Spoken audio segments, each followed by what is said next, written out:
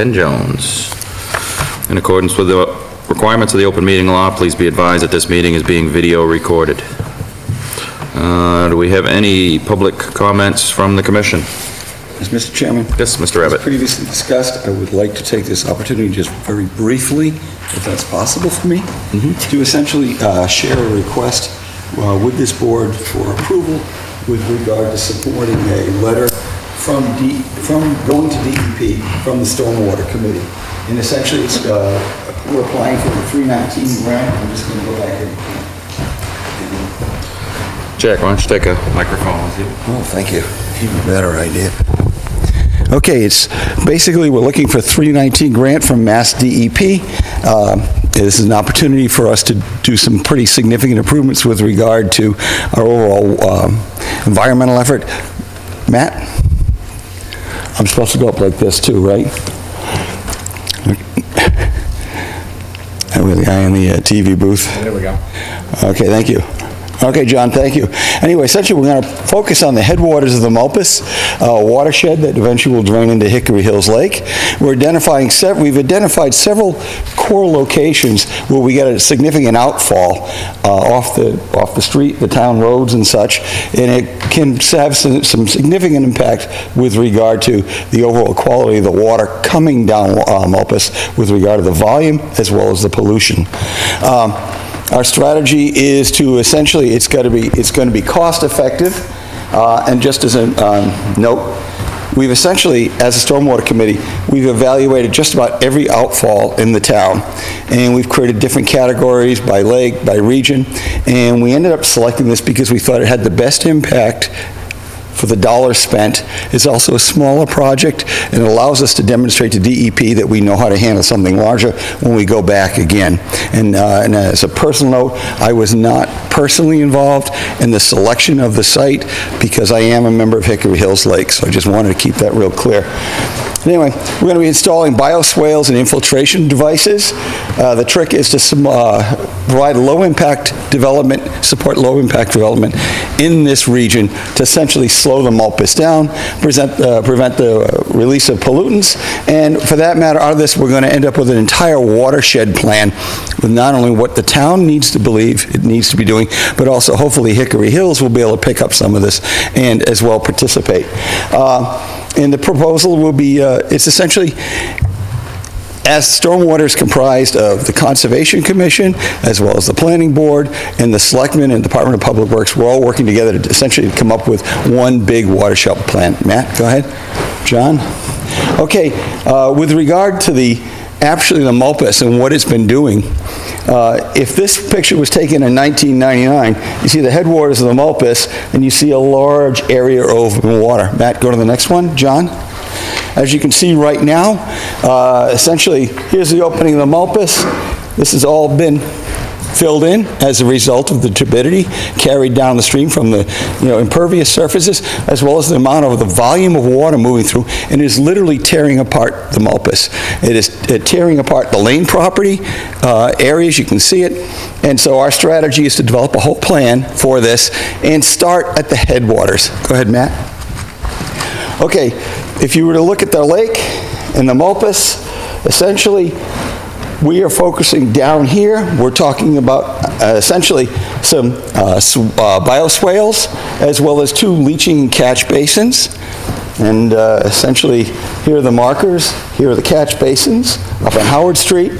And we believe, based on our consultants and experts, this is the ideal place to get things started. Go ahead, next one, Matt. Okay, essentially, the bioswale will look like this along the side of the road. And then for that matter, we're going to have 2, go ahead, Matt, 2 catch basins that will look like this, that allow infiltration in.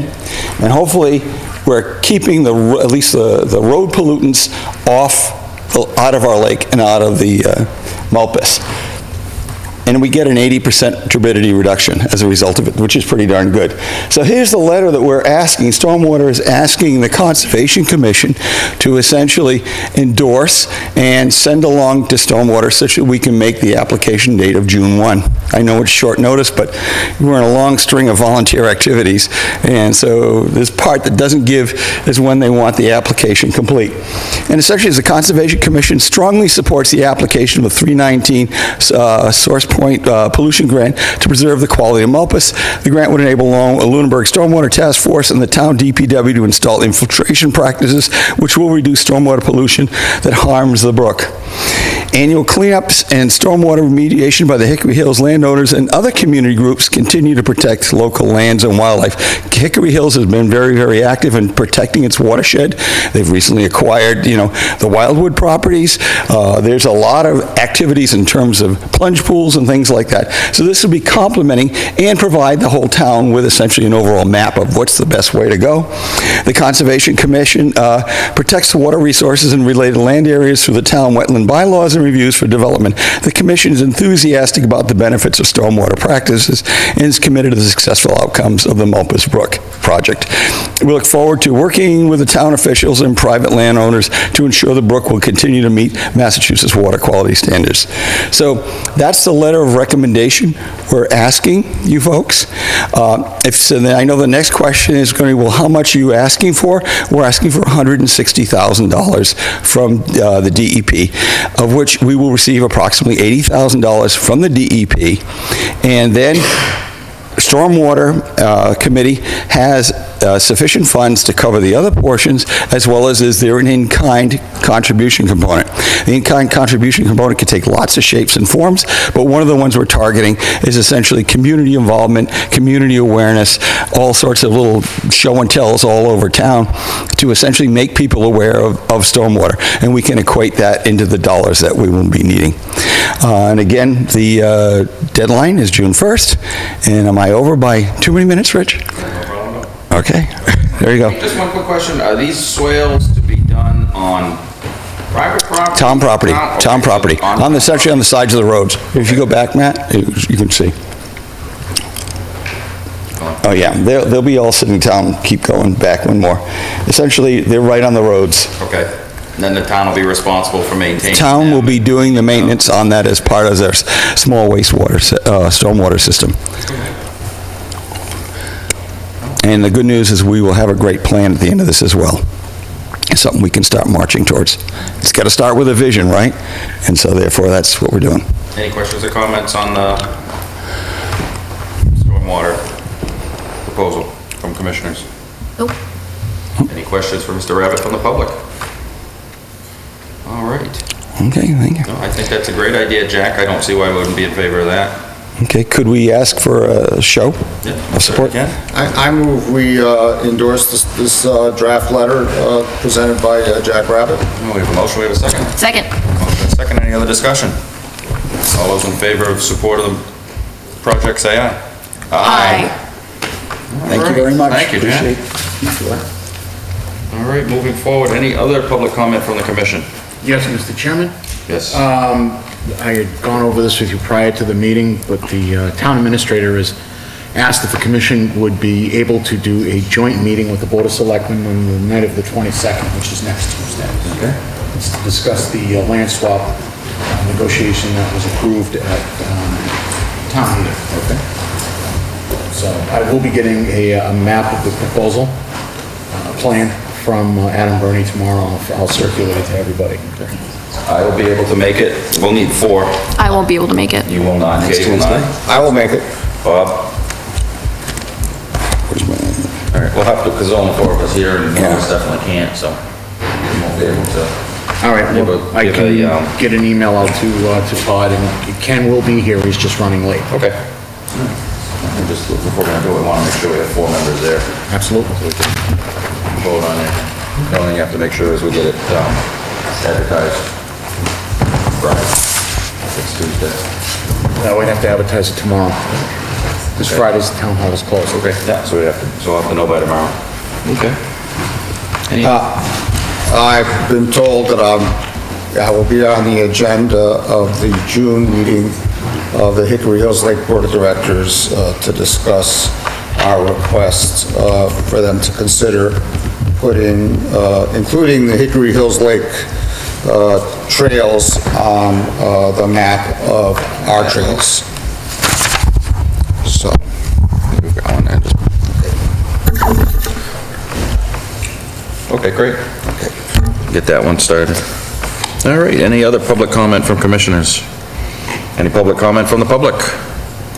All right, seeing none, we'll move forward with our agenda. At this point, our first hearing will have to be postponed because we only have 3 voting members. We had a request from Hickory Hills to continue their hearing, and they gave us a date, was it? Do you have the date, Matt? The 22nd. June 22nd. Oh, you mean for Hickory, oh, you mean for the continuation, I'm sorry. Continuation was for, let's see, June, the 20th would be the second meeting. Okay. I'll accept the motion to continue the Hickory Hills meeting until June 20th. So moved. We have a motion and a second. Second. All those in favor say aye. Aye. I am recusing myself from this. Well, you can say aye for the purpose of continuing. continuation. Just turn your mic on. Aye. All right. Moving forward, pursuant to Mass General Law, Chapter 131, Section 40 is amended, in the Town of Lunenburg Wildland Protection and Municipal Bylaws, a public meeting on a continued request for determination for an addition to Dippin' Donuts at 455 Mass Ave by Paul K. He never showed up at the office like you guys instructed, but I did draw out the alternative location that you guys favored if you want to look at it. If not, I can continue until... Yeah, let's just, there's no sense, yeah, we'll just continue it. Accept the motion to continue until, it's the first meeting in June. June 6th. Okay. So moved. We have a motion and a second. Second. Any other discussion? All those in favor say aye. Aye. Aye. Jack, turn your mic on. Aye. Excuse me. Didn't want to cough into it. Forward, pursuant to Mass General Law, Chapter 131, Section 40 is amended in the Town of Lunenburg Wetlands Protection and Municipal Bylaws, a public meeting on a notice of intent by Kenneth Tooley for the construction of a single-family home at 54 Maple Parkway. That one, Mr. Chairman, was just... I think we were just looking for a delineation. Yeah. If you guys want to look at the actual plan, I do have it here, but they amended their plans to include the wetland delineation on the back side. Yep. I went and reviewed it, the delineation is accurate, and it's accurately represented on the plans. So that was all that was necessary to just close this out. Okay, I'd like to take a quick look. Is it up on the cloud? Yeah. No. This is just as Want Halls, Jack? How many of them do I borrow from you?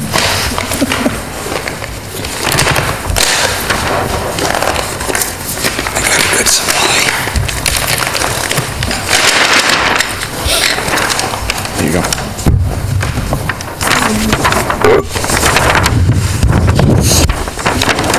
BBW backside. They did bump it out quite a bit, huh? Yeah. Right. Comes out over here. Got it. Yeah, That area bumped it out up the hill. wasn't noted on the last plan, so I had asked them to go out and delineate it in the field, so I went out and reviewed the delineation, it was Perfect.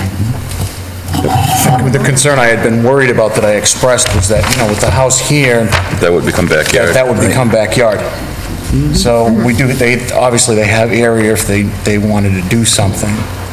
But, I mean, obviously it would require a filing, but at least we have this on record. So.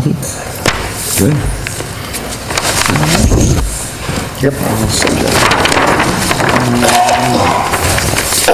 You guys can just vote to close and approve it with referencing this plan. I have the order written out. Yep. And it references this plan. All right, any questions from the public on 54 Maple Parkway? Any questions from commissioners? Seeing none, I'll accept a motion for a negative, no, this was an NOI. Yeah, the standard order. Yep, for a standard order of conditions I at move we- 54 Maple Parkway. I move we approve it with a standard order of conditions. We have a motion and a second, any other discussion? All those in favor of the motion say aye. Aye.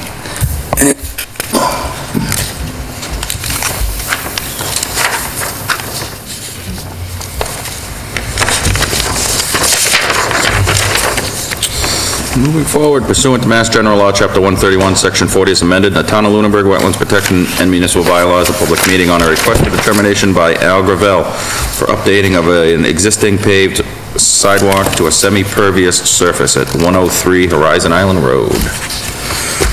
Hello again. Hello again. Chairman, thank you for having me.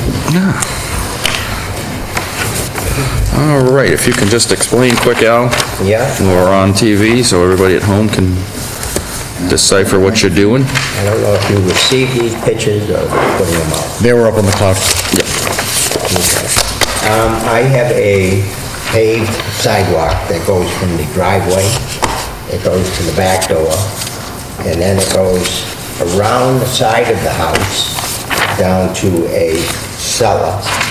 And then it goes from that cellar out to a deck. Actually, that's a set of one. That's more different. Down here, and then down here to the deck.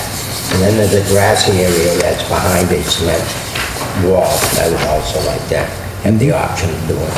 And what I would like to do is remove all the tar and use flagstone instead and bring it from the driveway to the back door, down to the cellar, and to that same deck. Okay. Are you doing any large size or major grading, or just flattening it out to No, I'm place just the gonna- flagstones? I'm just gonna take up all the tar. Yep. Probably go down, I don't know what it would call, about 4 inches, and put stone dust, and then the flagstone. Okay. Then what are you doing with all the blacktop? I'm going to haul it away. I understand that you can bring it to either Proctor or PD's, that they will take. Okay. And are they gonna be concreted in, or are they gonna be open grout? No, open. Okay. Open grout. So that'll be much better than the blacktop, offer some infiltration. Correct, yeah. All right. And when are you looking to start? Any time, as soon as I get approval, Okay. It's gonna be a project, I'm doing it myself, so Okay. it's gonna take a while. All right. The only thing you may want to pick up, especially if you're going to be doing any grading, they make a wattle, which is a roll of straw about this big around and probably 40 or 50 feet long. Okay. And just kind of lay it in between where you're going to be digging, excavating in the lake. Okay. That way there, if we get any flash storms like the other night, then it's not going to carry the gravel. Yep. Okay. So if you set that in, every 6 feet or so, just drive a stake through it. I know you can get it at either Proctor's or Powell's, so. Okay. That would be the only thing I suggest. It's fairly flat, so there's not that much risk of it, but just to be on the safe side.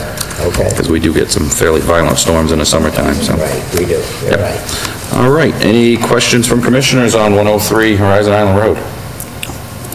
Any questions from the public on 103 Horizon Island Road? I'll accept the motion with a negative determination with the caveat of adding in the language for the wattle to be placed and staked between the construction and the lake. All right, I'll accept a motion for a negative determination. So moved. We have a motion, do we have a second? Second. Motion is second. Any other discussion? All those in the favor of the motion, say aye. Aye. All right, there you go, Al. Thank you. Thank you very much. Certainly. About the second thing was on the agenda. Yes. I'm not exactly sure what date that's going to happen. That is going to happen on June 20th. Okay, I thought we were the 22nd, maybe we did not. Nope, it's June, It was the 20th. yeah, June 20th. So that has been, they had requested a continuation to address some concerns that the Department of Fisheries and Wildlife had. So that was the next meeting that they could attend after addressing their concerns. You're very welcome. And the location will be here. On the 20th, yep. All right, moving forward. Pursuant to Mass General Law, Chapter 131, Section 40 is amended, in the Town of Lunenburg Wetlands Protection and Municipal Bylaw, a public meeting on a request for determination by Patrick Flaherty for tree removal at 298 Highland Street. Mr. Flaherty, hello. I believe it's Faraday. Did I mispronounce it? Flaherty, okay. Yep.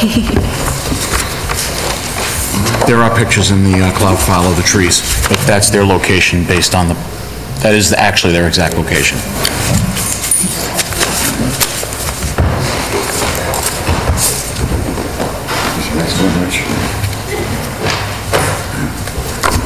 That's Highland Street. This is the 30-foot. These are the trees.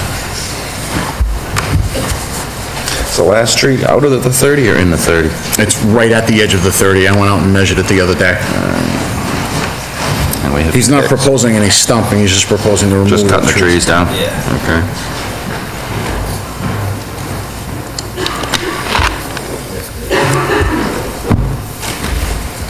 And why are we taking the trees down, sir? They're a bit big, they're a bit close to the house. We lost a few branches and had a few close calls with them, so one's an accident waiting to happen. Okay.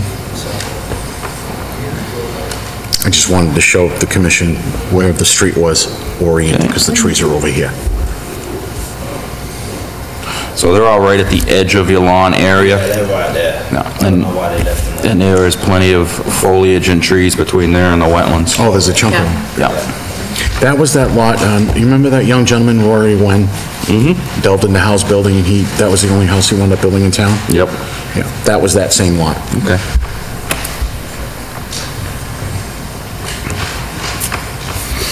All right. And when are you looking to take them out? Probably sometime before the winter anyway. Okay. And you're just gonna take them from the stump up and leave the stumps in the ground? Stump right there. Okay. Okay. Nope, given their locations, it's right at the edge of the improved area, and it is clearly wooded directly behind there. I don't think they'll have any impact, those missing on the wetland. Myself? Any other comments from commissioners? No? None. Okay. Any comments or questions from the public? Yes? Oh, so you're not gonna speak against this then? Mr. Matt, when he came out to look at the trees, Yep. and also just in passing mentioned that next summer, we're hoping to pave our driveway. Instructed to bring it up at the meeting and hopefully put that in this motion. I don't know if you guys wanted to add that to this one. Why don't we do it separately when you're ready to do it? Yeah, okay. That's the easiest way to do it, yeah. Give us a chance to go back out and take a look. What does it want to do? I'm sorry, can you say that again? Pave. They're gonna want to eventually pave the driveway. Existing driveway, it's just pressure. It's just- Thank you. Yeah, they do have a wetland crossing in there, and it runs up along the 30-foot, so probably throw that in a separate determination. Yeah. Okay. All right, any questions, any other questions or comments from the public on 298 Highland Street? Seeing none, I'll accept a motion for a negative determination at 298 Highland. So moved. We have a motion, we have a second? Second. Motion is second, any other discussion? All those in favor of the motion say aye. Aye. All right, thank you very much. Mr. Chairman, the next hearing for 352 Townsend Harbor Road, the applicants requested a continuance to the June 6th meeting. Okay. Pursuant to Mass General Law, Chapter 131, Section 40, as amended in the Town of Lunenburg Wetland Protection and Municipal Bylaws, a public meeting on a request for determination by David Oram for tree removal at 352 Townsend Harbor Road. And the applicant has requested a continuation till June 6th. Mr. Chairman, I move we continue this application until June 6th. We have a motion, do we have a second? Second. A motion is second, any other discussion? All those in favor of the motion say aye. Aye. Moving forward, pursuant to Mass General Law, Chapter 131, Section 40 as amended, and the Town of Lunenburg Wetland Protection and Municipal Bylaws, a public meeting on a request for determination by Lawrence Valet for the placement of a shed at 232 Fire Road 16, Unit 2. And is Lawrence present? Lawrence? Yes. Come up.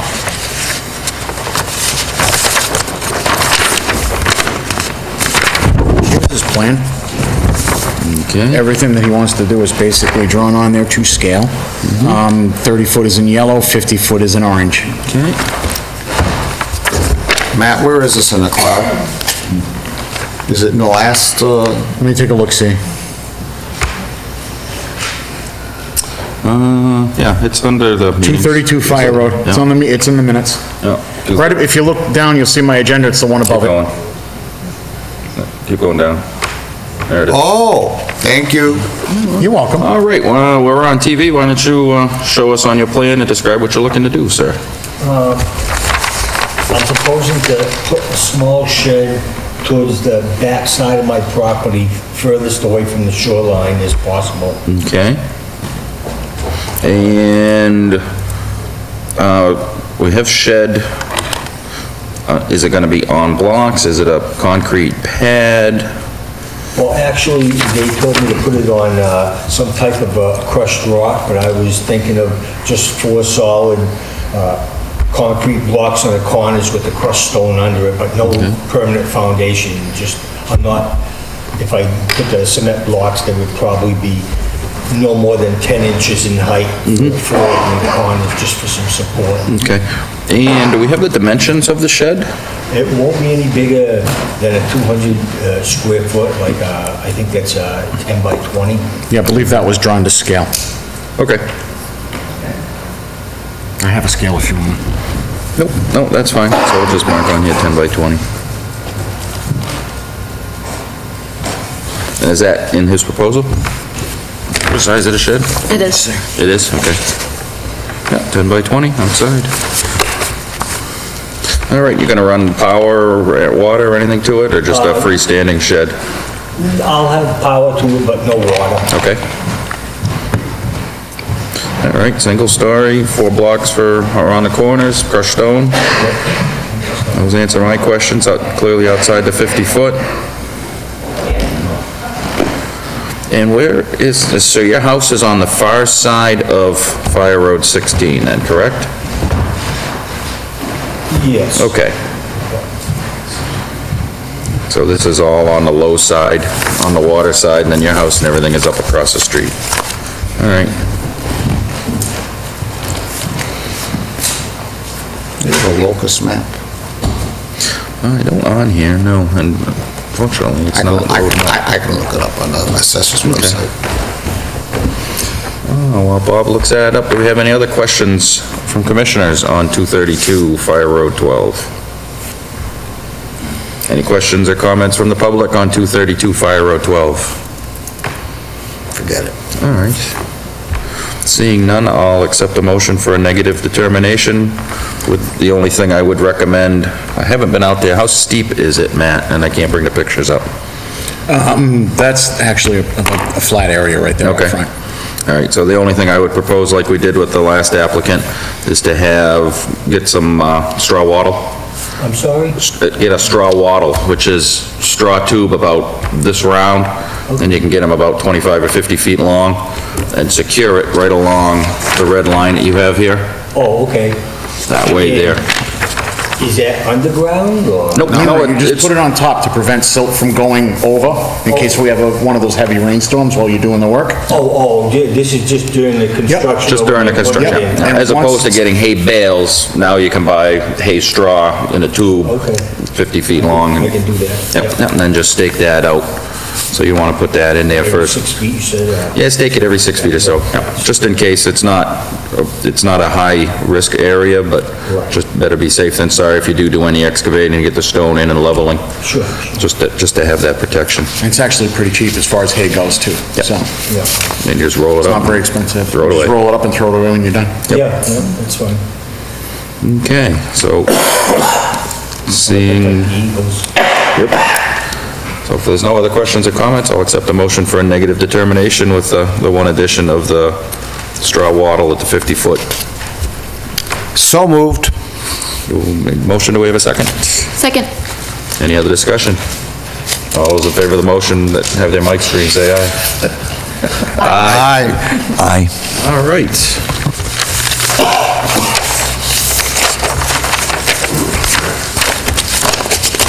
Thank you very much, you're all set. And we'll sign at the next meeting, and then you're off and running. Very good. Mr. Chair, just to refresh, this lot is right next to the access lot for Hickory Hills. It's the boat area. So they added a couple of trees into this file with the owner's permission. I have the owner's permission on record. Okay. to allow that, so. All right, Moving parties are here. And there are pictures of all the trees in the cloud too. I don't know why it stopped loading.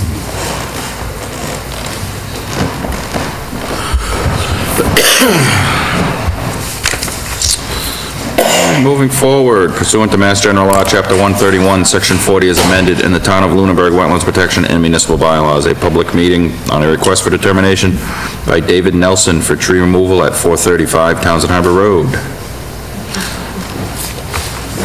Mr. Nelson.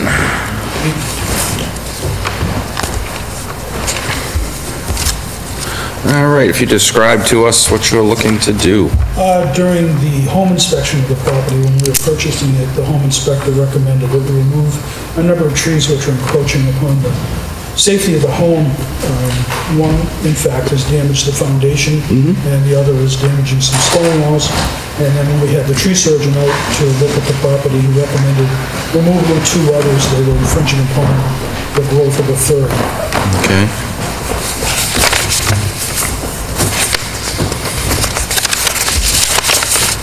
And the legislation.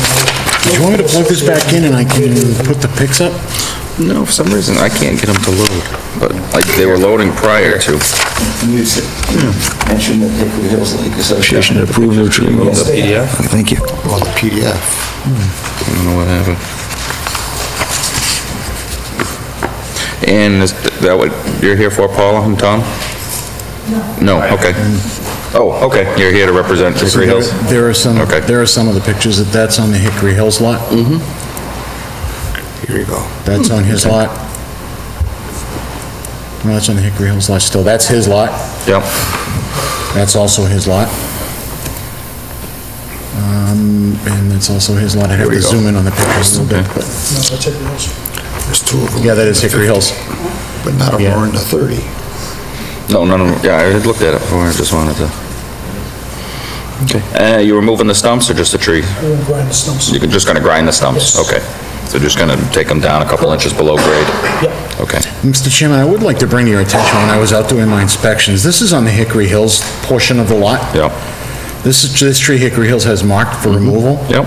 I'm seriously, Hickory Hills might want to consider doing this tree as well, because this tree is just as in a dilapidated condition as this one. And actually, if you keep going out to the right, keep going, that one there. Because there's definitely looks plenty of trees left once these few get taken out. And it so. looks like those got hit pretty hard by bugs. Okay, I just wanted to point that out. yeah. So, are those trees on this plan? No, there was a separate plan, There's a separate plan. right here. Okay, See, like, these right here are those that I was just showing you. okay. They just look a lot closer than 30 and 40 feet to the edge of the water. The picture doesn't really do it justice. You actually have to go out and look at it, Okay. because the distance fools you from the pictures. So Matt, how far are they? They're about 30 feet. This one's about 30 feet. And then there's an oak further back that's marked at 40. Yeah, these ones I was recommending are closer to the lake. They're actually within the 30. The problem I have with those is, like I said, they're bug infested and basically dead. So, The only thing with those, I probably wouldn't recommend trying to get out there and grind them. No. Yeah, grinding the stumps. I would just leave the stumps in place. yeah, just cut them to the ground and just leave the stumps there. I think at this point, you can probably knock them over. Yeah. Yeah, probably. Okay. So the only thing that we should mark in there is, so you're gonna grind them down. What are you gonna do with the debris once they ground? The debris will be removed by the service. Okay. All right, and just make sure that the ground is stable around them, so if they've dug it up at all, try to either throw down a little bit of grass seed or clover seed or something, just to re-secure it again. Because it looks like it's fairly flat down through there, so that would be my only recommendation, just to make sure it's stable after the stumps have been removed. Now, just for the sake of clarity of the file, he does have renovation work going on to the house, but it's confined strictly to the structure. Okay. There's no earthwork, no replacement of any steps or anything like that going on. Okay. So just a general building permit's been pulled for that? Just a general building permit's been. Okay. All right, no, I have no other questions or comments, other than just that one. Any other questions or comments from commissioners on 435 Townsend Harbor Road? I have none. Questions or comments from the public? Yes. Do you want me to take down the other two trees? Is that It was something I recommended to the commission. I don't, if the commission's okay with it. Nope. Yeah, I have no. Okay. Yeah, you could probably just do this too. Okay. Just waiting for this storm to knock them over, man. I was surprised at how bug infested they were. I mean, those were whacked. No.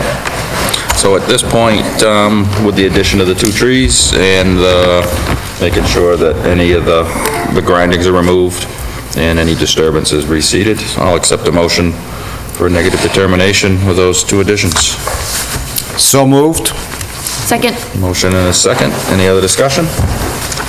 All those in favor of the motion say aye. Aye. All right. Thank you very much. Thank you. 179 hours. All right. Moving forward, pursuant to Mass General Law, Chapter 131, Section 40 is amended in the Town of Lunenburg Wetland Protection and Municipal Bylaws. A public meeting on a notice of intent by Joseph O'Brien for the demolition and reconstruction of a single-family home within the buffer zone at 179 Island Road. Do we have anybody here to present? All right, at this point, I'll accept a motion to continue until later on in the meeting. Mr. Chair, I'd like to hear from our agent, you know, why there's no one here. He sounded miffed. You have no idea why that... I have no idea. I mean, they're supposed to be I here. told Doug specifically when the hearings were. I was just curious. I'm just curious. No, and yeah, I'm curious too, so. Huh, isn't that interesting? Okay. He's also here for the next two hearings, so. So he is here for 141 Hemlock? He's representing 141 Hemlock and he's representing 564 Page, so I don't know why he's not here. All right. Well, at this point, we'll, move on. Yes. Go back to the first continuation rolling, pending having the quorum. Read my mind. Big lines there. Hold that. Need a motion. Mr. Chairman, were those two other hearings continued? Which two? Well, we haven't voted on a continuation, we're just gonna hold off until the end and see if somebody does show up, because he's scheduled for 3 hearings, the engineer himself, and we'll have to take up other issues at 564 Page if they're not presenting tonight, so. Yep. Were you here for either of those two? No. Okay. I'll go back now that we have a quorum for 307 Townsend Harbor. Pursuant to Mass General Law, Chapter 131, Section 40 is amended, the Town of Lunenburg Wetland Protection and Municipal Bylaws. A continued public meeting on request for determination by Marley and Ryan Dixon for the construction of a sandy beach at 307 Townsend Harbor Road. Hi. Hello. Mr. Chairman. Ryan can't be here, he's out for work, so. Okay. Mr. Chairman, I will be recusing myself as in the past. They're almost abutters, they're friends, and I'd rather just go down that path. Thank you.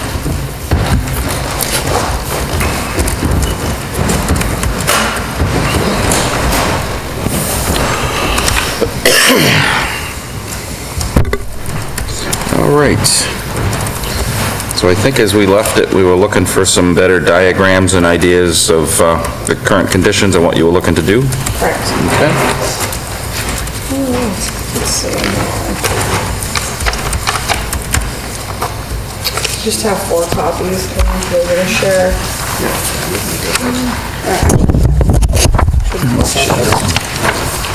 Thank you. Yep. So this is your diagram, pretty much the situation now, the current situation. Okay. Wait, I'm sure I need copies of the original, a few more. But I do have, if you want to pass around the original diagram, what we were originally requesting. If you want to give me that, I can make copies at the machine. Oh, okay, thank you. Have you presented these to Matt yet? No. Okay. Do you have a pen on you, Marley? Okay. If you can, just sign the date. Right here? Those 4, yep. Okay. then we'll make those the official for the fine.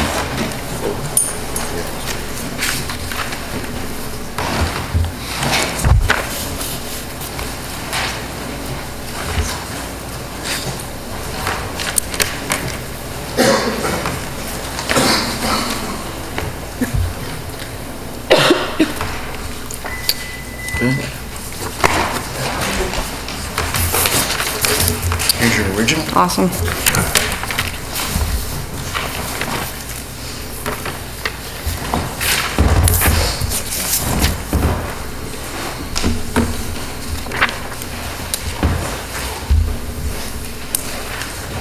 Do you want me to sign that as well? That one? Yeah.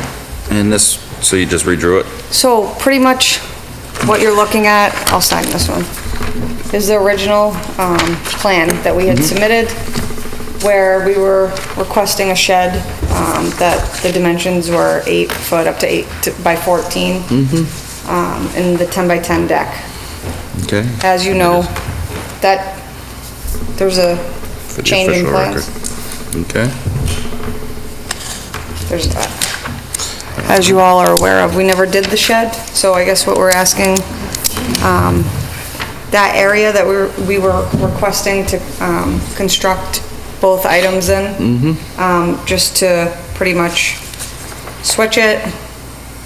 We did not do the shed. The deck is a little bigger than we originally had asked permission for. But smaller than. But smaller than, exactly. Combined Okay. deck and shed. Correct. Okay, so you're just rescinding the shed, you're just gonna have the deck? Correct. Okay. Okay, We had asked to put the stairs down. I have someone with me who helped construct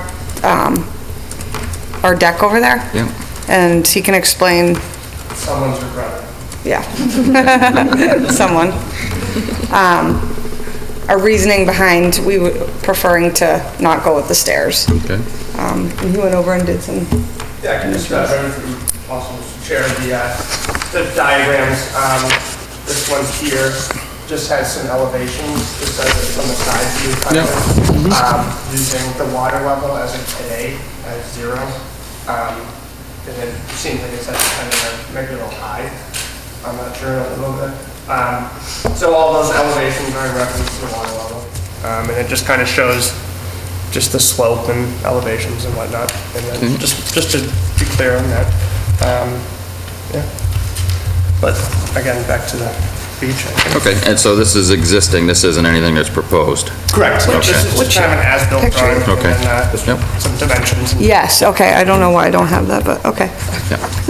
So you're basing it on, you're basing it on mean annual high water then? yeah.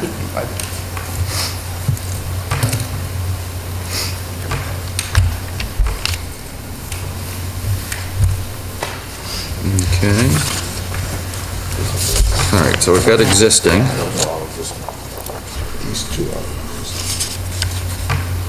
And then the removable ramp and the removable dock, Correct. okay.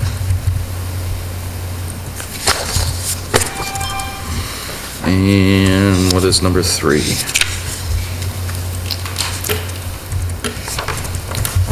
Let me see, I'm sorry. Let me see what you have. Okay, that's just a non-permanent structure that we whipped up. It's just a couple cement blocks and some wood that we just throw the canoes on, because we had an issue with mice over there, and nests and whatnot, so it kind of lifts things up off the ground, so we don't have that issue, because my mom loves mice.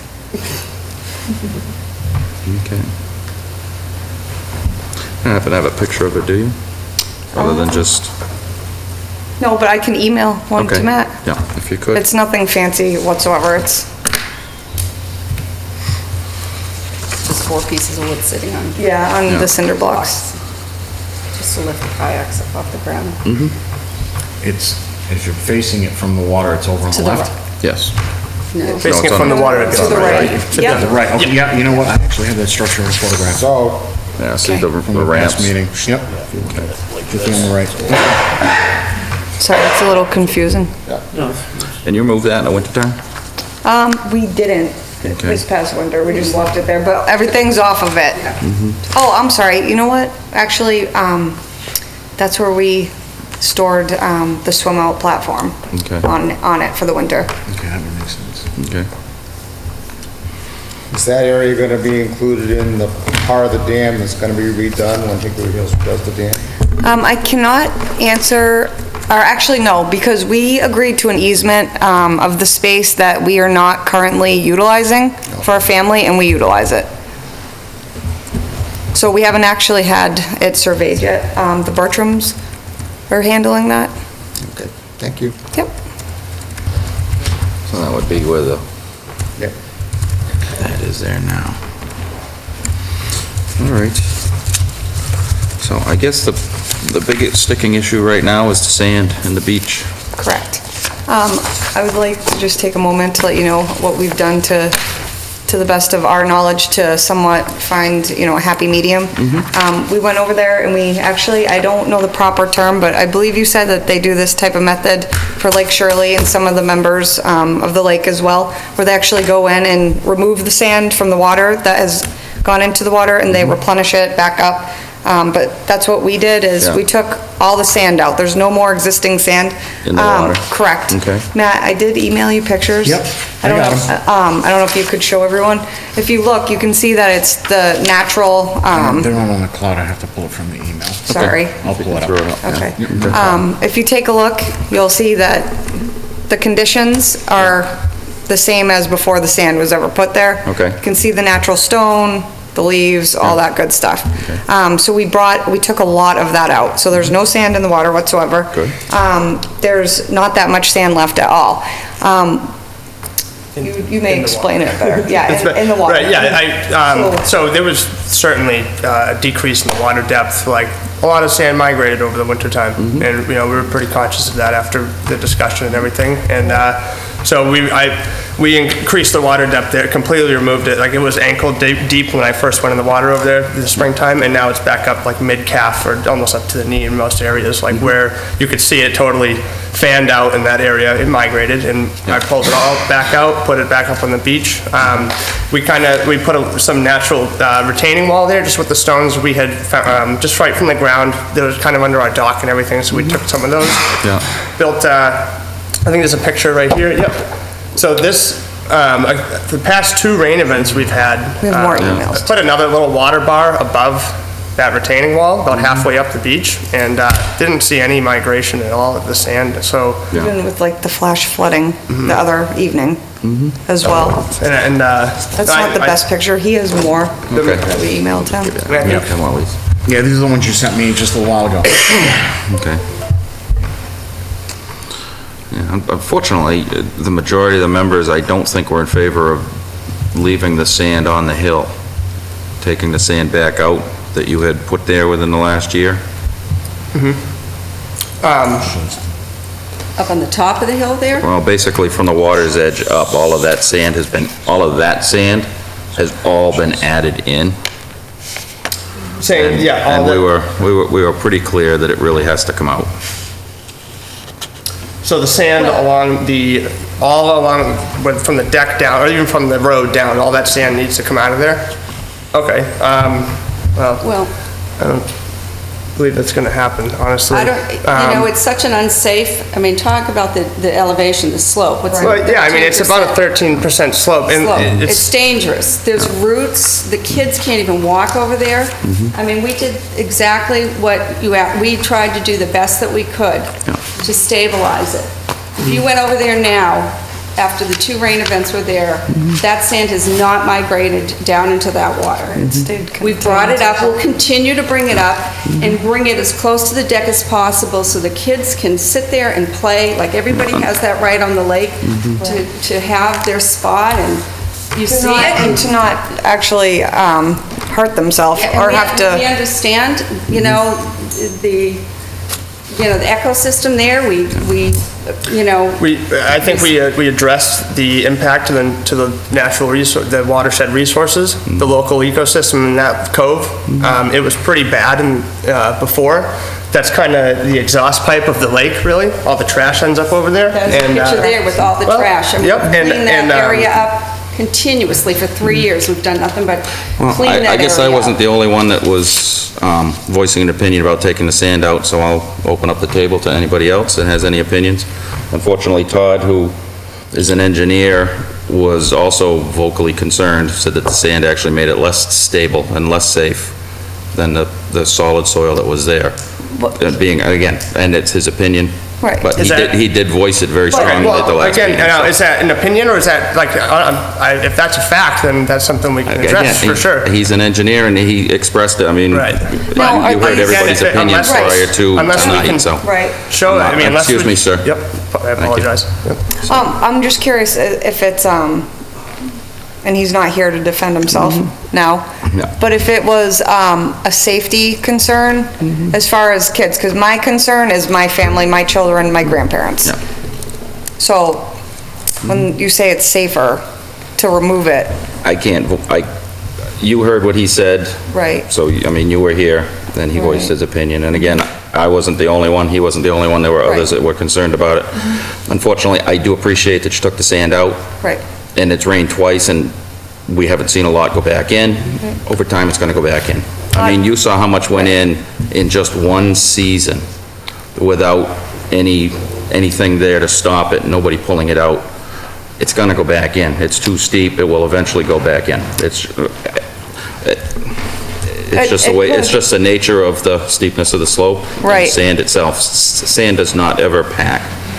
It's always gonna migrate and move. I mean, you do have a nice deck there now.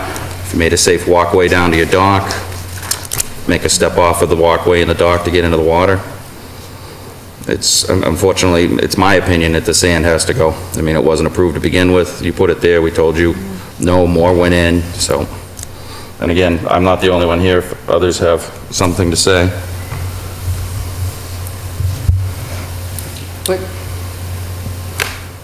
I guess the way I feel about it is, you know, we took this, when you guys first came in, we looked at the project, and it was sort of a split decision whether we were even gonna let you guys do what you had proposed initially. Right. It's a very visible spot on the lake. And I think that you guys have the right to use it and safely use it, but unfortunately, we don't let people put new sandy beaches in anywhere on the lakes. Right. Lake Shirley, Lake Whalum, Hickory Hills. So it's, the way I see it, you know, could there be another way that you guys could use it safely? You know, a set of stairs down from there to the platform or something like that.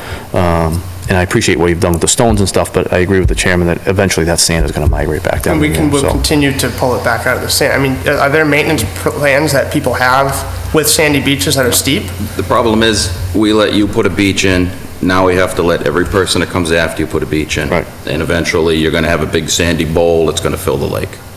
It's unfortunate, but we have to hold our ground. We haven't allowed any new beaches. We don't, at least as myself, I don't intend to allow any new beaches.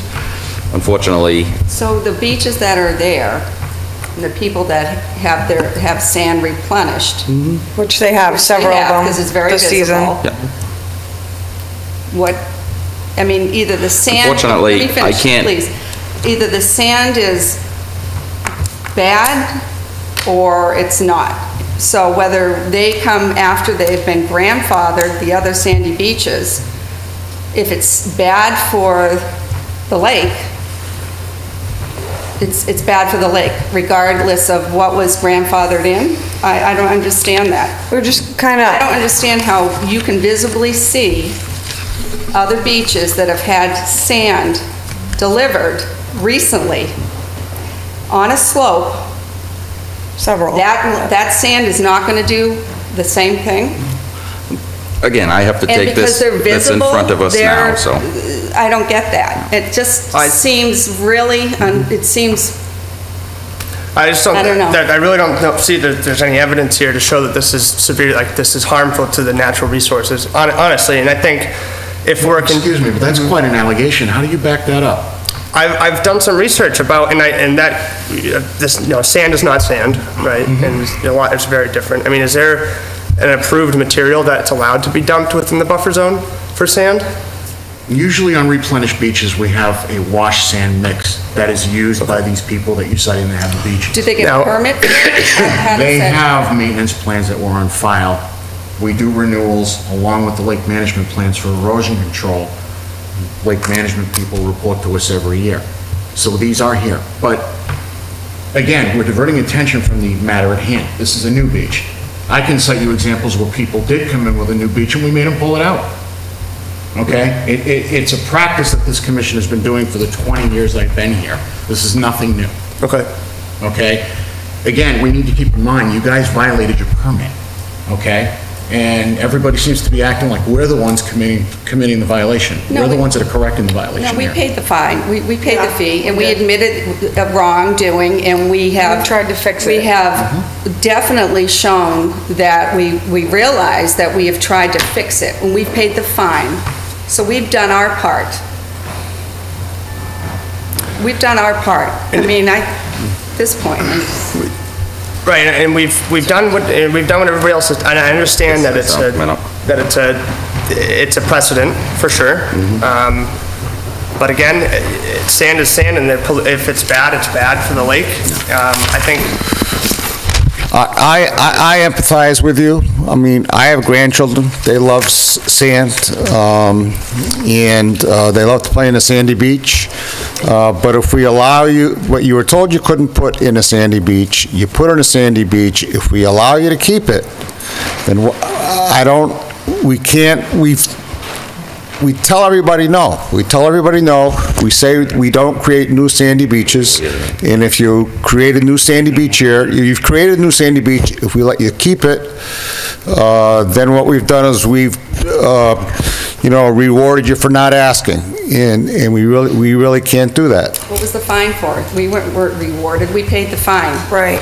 All right. Well, paying a fine doesn't allow you to continue to violate the order. But we're not. We've pulled it back out of the water, which was the biggest issue, I think, correct? That it was migrating into the water. And we pulled it up, and I think you even said that a lot of these people do that every year. They pull it back out of the water and put it up on their beach. And the biggest thing is, it's not a matter of playing in the sand. I mean, don't get me wrong, who doesn't love playing in the sand, but it's the safety issue. It's the fact that last year I almost sliced my foot and needed stitches. Like, it was so bad. The kids, a couple of them, I have pictures. I don't know if you guys need to see it again. And the sand covers them. You're talking several little kids. So, I mean, at this point, you guys will just... Have there been any new sandy beaches recently, I guess, in the past 20 years? At this point, is there any public comment from the public on 307 Townsend Harbor Road? Yes. I wonder if I could suggest perhaps a different material, something that might compact. I am in a butter, as you're aware. And your name, Tom? I'm sorry. Tom Bertram, 312 Townsend Harbor Road. I am in a butter. I totally understand your position on the sandy beach, and I totally agree. If someone takes a virgin piece of property and mows down vegetation and puts a beach in, I would be very upset about that. This particular piece of property has been used as a recreational beach area for, as short of a few years when one landowner owned it, back since when I was a child. So I wonder if the commission would, think about a different type of material. In my mind, I'm thinking perhaps a clay-based material that would pack down, compact. It would not erode. And I think that would meet the landowner's needs for, there are some big roots over there, Mr. Chairman, that I can understand that, getting up there in age, you would, find them dangerous. And I think some clay-based material, it might be a decent experiment to try. Thank you. Any other questions or comments? Yes. Paula Bertram, 312 Townsend Harbor Road. I just want to say that the improvements that have taken place, way back when, 30 years ago, that beach was utilized, and then over years, it's, as they've mentioned, it's an area where everything collects, and the cleanup that they've done on the property is really phenomenal. Thank you. Thank you. And I don't disagree that, you know, the deck looks nice. I mean, you've made a piece of property that was just a virgin piece of property that wasn't being used into a nice spot to sit and enjoy the lake. You have a dock out there now. Unfortunately, from my position, we just can't allow the sand and the beach. What about the, Again, that's my opinion. what about the clay material that Mr. Bertram suggested? Again, I can't, now you're gonna change the erosion and the percolation of the water in the area, so again, I can't be in favor of putting anything else back down there for now. I mean, if you wanted to propose something and bring in samples at some point in the future, you certainly can, but at this point... That might not even be any better. To enjoy. Yeah, I mean, it wasn't a perfect piece of property when you started the endeavor that you were starting. No, I'm sorry, just to clarify, just talking about the material. A different material might not be any better to, like, for enjoyment anyway.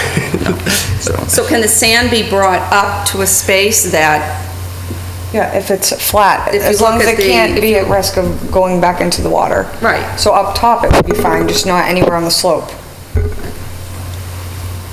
Yeah, if you wanted to add a proposal for that at some point, you certainly can. I mean, at this point, we've been discussing this long enough. If there's no other input or ideas or questions and comments from the members, I'd like to So, move forward with right. amending their RDA with the plans that you have presented for the work that was done outside of the permit in the last. Okay.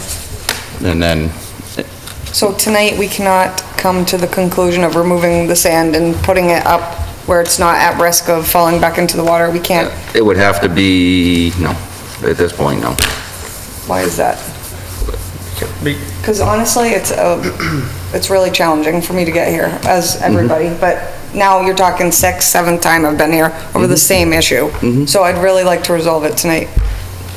And do you have a plan or an idea of where you want to put it? How much you're going to put? It would be everything that's there. I'd pull it all No. back to where the... I mean, knowing the property ounce there, you could pull all of that sand back and put it on the flat spot at the top of the hill so it doesn't erode. Well, what I could, and whatever I couldn't, we would get rid of it. Okay. Right, we're just basically getting rid of the majority of it. Right. And then what would happen to the area below it, where the slope is? There's really no place to put, there's no other place to put the sand. If it has to come off the beach, it has to come off, totally off the site. There's no other place to put it really on the site. And how much sand did you bring in? My dad ordered it, so... Probably about a ton or two, ton and a half. Oh, at least that, yeah. Yeah, so,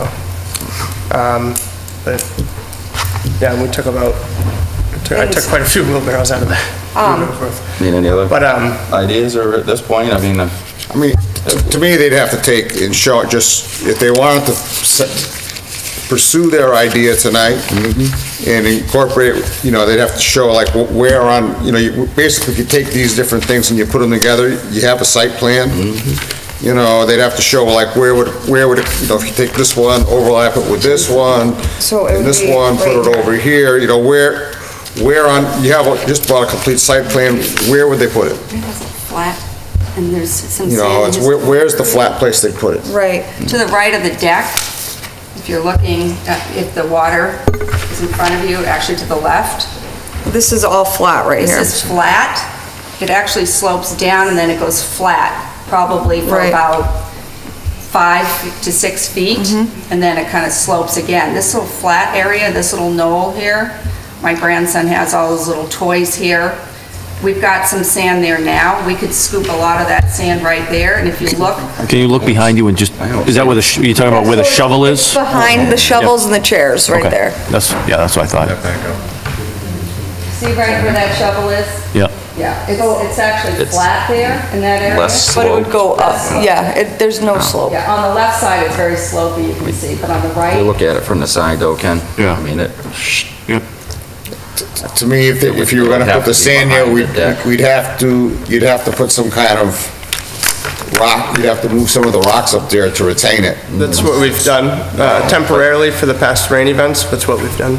Right, so we could do that. I don't know, Mr. Chair, I guess I ask you to change your precedent and allow a sandy beach. yeah, unfortunately, we can't. Sorry about that. I mean, honestly, in Lunenburg, we have an area called the 30-foot no disturbance zone, so 30 feet outside of a wetland, there's not supposed to be any disturbance. Right. So you guys actually are really fortunate that you're able to use this property at all. So Right. I think you should be thankful with what you have and what you're allowed to do, because it's, I mean, But again, you know. I was against it 100% because this was gonna happen, so, and unfortunately, it did. Right. But if it was to be pulled out, it would have, in my mind, it would have to come back to the flats on the top. Right yes. here. That's what I was thinking. And then if any was over here, it would have to be contained with, like he said, stones. Yeah, I mean, But and up again, here. without securing them and putting a footing in, Ken, I don't see how you're gonna hold a wall there. No. Because I mean, there is a constant grade from the top of that hill down. So up here. Yep. And that's just my thought, I'm only one member. Right. It makes sense. The way this works, you need all four of us to vote in favor of anything you do, because, Yeah, I mean, I don't have, I would have less of an issue with it, you know, behind the deck where you have the picnic table shown on the plan. Okay. Between there and the road. Personally, I think that that's probably the flattest spot on the piece of property. Right. If you're gonna remove it from in front, that's where I would Okay. be apt to say yes to put it. That would make sense. And we're talking what for the rest, lumen seed? Yeah, I don't know what, I mean, the existing conditions were basically just leaf matter that you guys raked up. It was Trash and leaf matter and beer stuff like that. bottles and Yes, and roots. roots and. So I mean, I don't know. Well, I'm what the- thinking lumen seed on the rest of it because it would be a type of containment material, if that's the direction you're gonna go in. What is that, Matt? Lumen seed. Can you explain that? In other words, they wanna take the area and move it on top of the flat spot, but you've still got all that slope down there. If you leave it exposed, it's still gonna grow, sand or no sand. Yep. So you lumen seed it, you keep the line. I'm not in favor of Okay. lumen seed. I'm not either. Given the pitch is just gonna all end up in the, I mean, I think the reason you have exposed roots is that the slope is so steep that roots are the only thing to hold it in, so. So what could you do? What could we Honestly, I think do? if you remove the sand, you'll be back to the base root and packed material that was there. Because there really wasn't much erosion prior to the construction than the work that's been done there. So I guess at this point, if we get the sand off, we can take a look at where you're gonna propose to put it. So that, again, is not something we can agree on tonight, to put it up here behind the picnic table tonight, so I don't ever have to come back. If you propose, so you're gonna put it behind you're gonna put it behind the deck, so the deck's 10 feet wide, so you're gonna have a 5 by 10 area with the sand? Correct. Behind the deck, okay? And the rest will be removed from. And the rest will be removed. Yes. And if you, Matt... Five by 10, what are you saying, 5 by 10, Rich? So the deck is 10 feet wide? Yep. And then 5 feet deep, behind the, probably behind the picnic table. So, I mean, I would say that if, from the deck to the road, right? I mean, that's where I would say Right. they were gonna put it, right? Is that what you're Well, we talking need about? something hard, something square, something hard, something we can write down on a plan so we can go back Do you and want me to verify write what's been done. Yes, yeah, if you update that, For the sand? yes. So a spot above the deck, roughly how far from the deck and how big the sand spot's gonna be. Then we have something that is in writing that we can go back and see.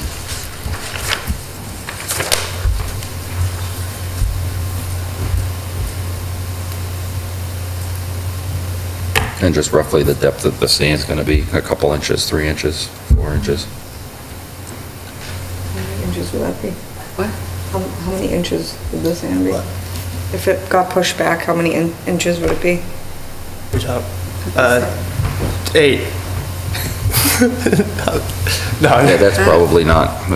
I'm sorry, wait, you're talking about all the sand from the... Yeah. Yes, we just need a spot, how much sand is gonna be, Yeah, so. 4 inches, the remainder will On a be flat removed. spot at the top of the hill behind the deck and the picnic table. So that's 20. Well, that's 20 from the deck to the arborvitae's is 20, right? So, and then this is 10. So, yes. 10 by 20, right? Pretty much? Yeah. Okay. Yes, yes, yes. All right.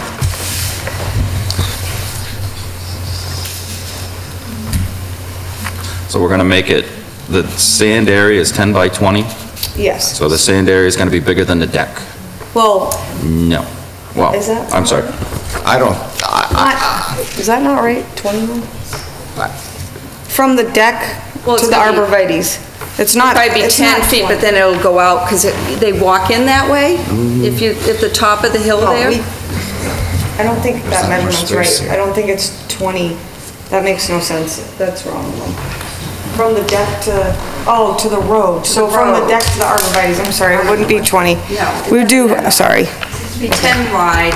I'm sorry, I screwed that up. Okay, 10 wide. Yep, and Go do out 5, 6. Just do 5. 10 by 5, so it's Okay, 50 all right. square feet. Okay. 10 by 5. Yes. 10 by 5 works. 10 by 5 at the top of the hill.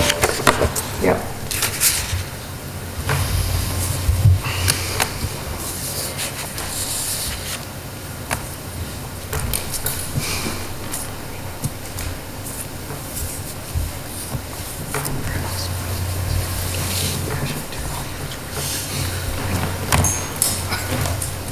No, up in here somewhere, all right. And then Matt will go out and verify that that's been moved. How long do we have? It's like Please? 2 tomorrow. weeks? 2 weeks? Yeah, that's fair. Okay, well, first, by the 1st of June. Check and keep you Yeah, updated as we're well. gonna, it's gonna start tonight. By candlelight? You got headlamps, right? 10,000 candlelight. Yeah. All right. Or 6. Any other questions or comments from the public? Yes, sir. Was good. I hear they have this new plastic mesh material that works really good for erosion. Oh, yeah. Yeah. No. No, I hate that stuff. I don't think even the stuff that he's proposing is, yeah, It's the stuff we're gonna put over our dam. yeah, that you have to put the great big stones on, so, yeah. All right, so no more questions or comments from the public? Any questions or comments from commissioners? No. So at this point, we'll continue, and we can approve once the sand has been moved to within specs. Yeah, I mean, they shouldn't have to come back in, though. No. Why are we gonna continue? Why can't we, why wouldn't we approve it now? Okay. And, with a negative determination, and then charge our agent with going out to make sure that, If it's not the spec, then we'll have to take action then. Then No, I think the that's probably... enforcement action if it's not the spec. Yeah. All right. So I'll accept the motion to update their RDA with the plan presented, removing the sand into a spot 4 inches deep, 5 feet by 10 feet wide, up at the top of the hill. So moved. Second. June 1st. Any other discussion? And by June 1st, the sand will be removed. Okay. Do you accept the amendment to your motions? Yep. Yes. Okay. All those in favor of the motion, say aye. Aye. All right, thank you. You can give me extra. You made it to Jack. What's that? Seconded it? Yes, I seconded it. Seconded it. The new wheelbarrow will feed you. Thank you, guys. Thank you. Thank you, guys. Thank you. Good night. Thank you. Thank you. All right. She signed it dated one of these two, which she must have. Yeah, it's over there. Okay, so that's official for the file. No, you're really not gonna pull it all right? Okay. Grab some pizza and go.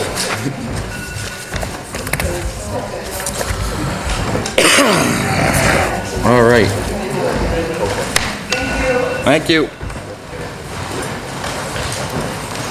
I need the two.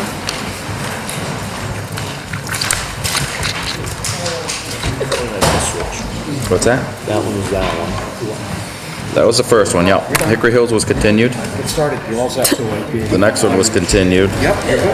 Why did we continue that one? Nobody showed up. I thought we were all set. Or when we needed new plans or something. Yeah. No, nobody showed up because it was, Matt said he was supposed to come in. $65. We did for the last 3 hearings, yep. Okay. And then we approved we approved the delineation. Algravel's negative determination. You'll get that in a few weeks, the actual paper. Flaherty, the next one, negative determination. Or Flaherty, yeah, Flaherty. David Oram was continued to the 6th. The next one, 232, was a negative determination. 435 was a negative determination. And we're starting with our next one, as soon as Matt and Bob get back. And you missed a great presentation. Oh, yes. Amazing presentation. Yep. Jack blew our socks off. So quick. Luckily, he has handouts that I can refer to. Yep. I put everybody to sleep in about 30 seconds, and they finally said, okay, we give up. Is there somebody in that bathroom? Bob. Yes, Bob. Bob stole it. I'm next. From all of us. Really want to be sitting next to me. No, it's continued. I tell you what, once you get the cold, because I got just a touch of the cold, and I just can't get rid of that little cough. Just that little bit of phlegm sticking there. Combination of pollen and No, I got you. Because everybody at work got the flu. And fortunately, I had it in January, so I don't think I really got most of the flu, because they were coughing and hacking all over the place for 2 weeks. It was brutal. At least it didn't happen on Mother's Day, right? Oh, yeah, it did. I had 2 people with the flu over Mother's Day. Yeah, Michelle had it the first week of May, and then everybody had the second week of May. So, yeah. Then I had a little bit of cold and a cough, and just can't get rid of the cough now.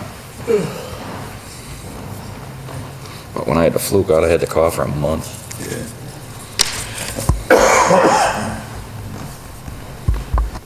Why is this not coming up?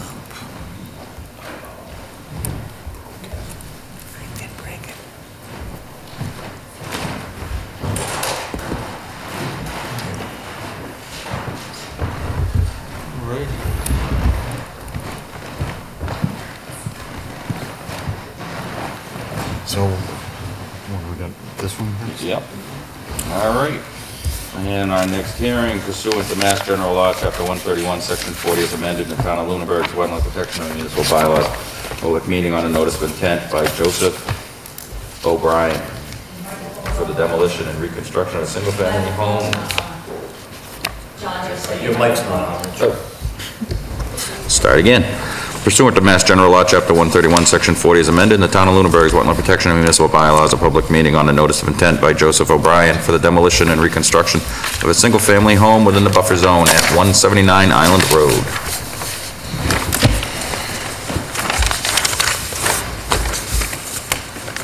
Bob.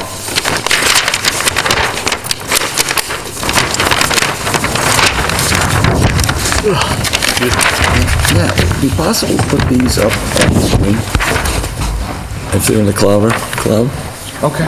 Oh, you can give me one as well. Thanks. There are babies in the herons. Because that works really well when you They'll can get see the today. things.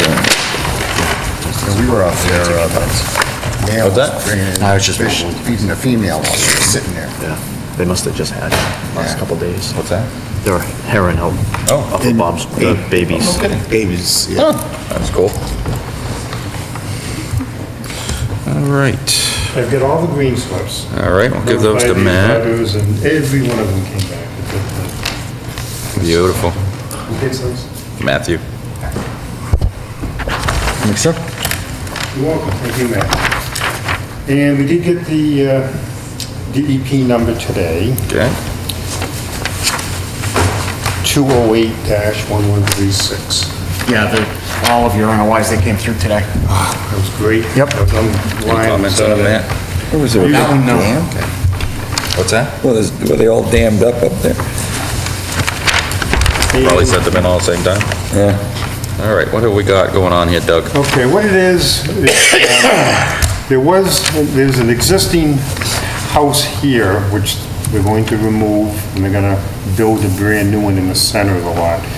Originally, they were gonna keep this house and build a brand new one fairly close to the lot line, because it was 2 separate lots, but somebody told them, no, you have to combine, so this is gonna be taken out, and a brand new home here centered. This is the 30 no disturb line from the edge of the lake. Here's the edge of the lake in pink. That's the 50-foot building setback, and there's the 100-foot buffer. And I had done a septic plan a few years, maybe a year or so ago. So this was got what date? And that's all been approved by Board of Health to go in here. There's a little depression in the land, and that's where the septic's going. It's all sand and gravel on this site. I actually have a photo of those areas he's referring to, if you wanted to see them. I just had them up. I was looking at them. And it'll be in town water, so there's no well. I've got a couple well setbacks that you can see these. So it's 100 feet from the neighbors, and existing lot 2 being combined into one. Okay, are we taking any trees down on the lot? Oh, this is the depressed area I believe he's referring to right here. Okay. Yeah, right after that, where it drops off. There'll have to be a few, but not really too many. I know there's a couple big ones somewhere near where that house is going. But other than that, I don't think it's too much. The majority of the land is grassed and... Yeah, it's mostly open. It is mostly open, yeah. Did anybody visit the site this weekend, or? I looked at it from my kayak. Where is this shed? I have pictures up on the cloud of it. That's... A shed, where is that on the property? Okay, where's the existing dwelling? The shed would be... I think it's near where I say snow storage area. No, it goes... Let me just get the photo up. I can show you better if I look at the photo. You're taking that picture, though, from Island Road looking down? Okay. So it looks fairly flat up the top there. It is, actually. It's mostly flat. That one there. So that shed's coming out, too? I'm really not sure. Okay. The existing house, it would be right, this is facing the water, so it would be right about where that snow storage area is, right about here. I think that's pretty close to where it probably is. Mr. I Chairman. can't really remember the shape of that shed, so I don't know what the new owner... I originally had done the work for a guy named Dave Reed, who had owned it, and of course now it's bought by Mr. O'Brien. Yes, Mr. Rabbit. I guess, noticing the proposed bedroom, 4-bedroom home, is there going to be a deck? And where is it going to sit? Oh, it's 3. It says 3. No. 3. Is there going to be a deck? Not that I'm aware of, no. I know because of the building setback, he could not go towards the lake with a deck. I haven't seen any kind of full architectural plans from the owner, but he did tell me the size of the box to put on the plan and where he wanted it. I don't know what it means. Mr. Chairman, we've been surprised a few different times when people come in after and say, oh, we put a deck on there, or we would like to be able to put a deck inside the 50-foot. Yeah, Perhaps with that one, they're saying, no building setback. I don't see how that would be able to happen, but... Is there a reason that the house can't move backwards? Right. I don't know if there's an offset to the tank and an offset to the reserve pit. It could go some forward towards the septic. The reserve, I would have to push that forward a little. There's not a real setback between the primary and reserve, so if needed, it probably could go up a little bit, maybe 10, 12 feet. Well, just in the future, if they came back and wanted to encroach into the 50 for a deck or anything like that, they could have put the house back at the time of construction, so something to keep in mind. Yeah, I think Mr. Rabbit makes an excellent point. If I was going to build a house there, I would want a deck on the lakeside, and where they're putting the house now, I mean, if they were to have to come in and ask for a deck, they'd be kind of up the creek, and be really to their advantage to move the house back enough so that they have room for a deck, without violating, the 50-foot no structure. Yeah. And we don't know, that could include a deck on here already, who knows? Right, so we're just making them aware of it. I'm just, for the applicants, welfare and well-being, that... Because at this point, I don't see any reason not to approve this tonight. Neither do I. So, just so you know. Any other questions or comments from commissioners? Any questions or comments from the public? Mr. Chairman, if we could include that in the motion that we would not, we're giving a fair warning, and therefore it stays in the record, there was. I'll make sure it's in the minutes. In the minutes. There was discussion about it, so. So I will advise the client to consider moving this system closer to the septic so he could have a deck. and You'd keep still it need to 50. come back and notify us of the change, yeah. You can see, this is from the email this morning, DEP issued a file number and there's no comments. Okay, super. So, any questions or comments from the public? Yes? I was just curious. Can you say that again, because I couldn't understand it? Nicole Waters? Yes? Horizon Island. Okay. The trees, so it's just gonna be a few trees you think that we're taking out? When you started talking about the deck, it made me think, well, they're gonna want a beautiful view. And a lot of people that, I live on the lake, and a lot of people that build new houses on the lake, especially in that area, remove all the trees on the shoreline. And so when you're boating around and looking at your beautiful property, all you see is house instead of greenery. An actual. Yeah. Well, most of it is open at this point. It is already. I know to build a house, No, there's not some really. trees to come, but I mean, there is a good chunk that's open, but there's also a good chunk that's heavily vegetated.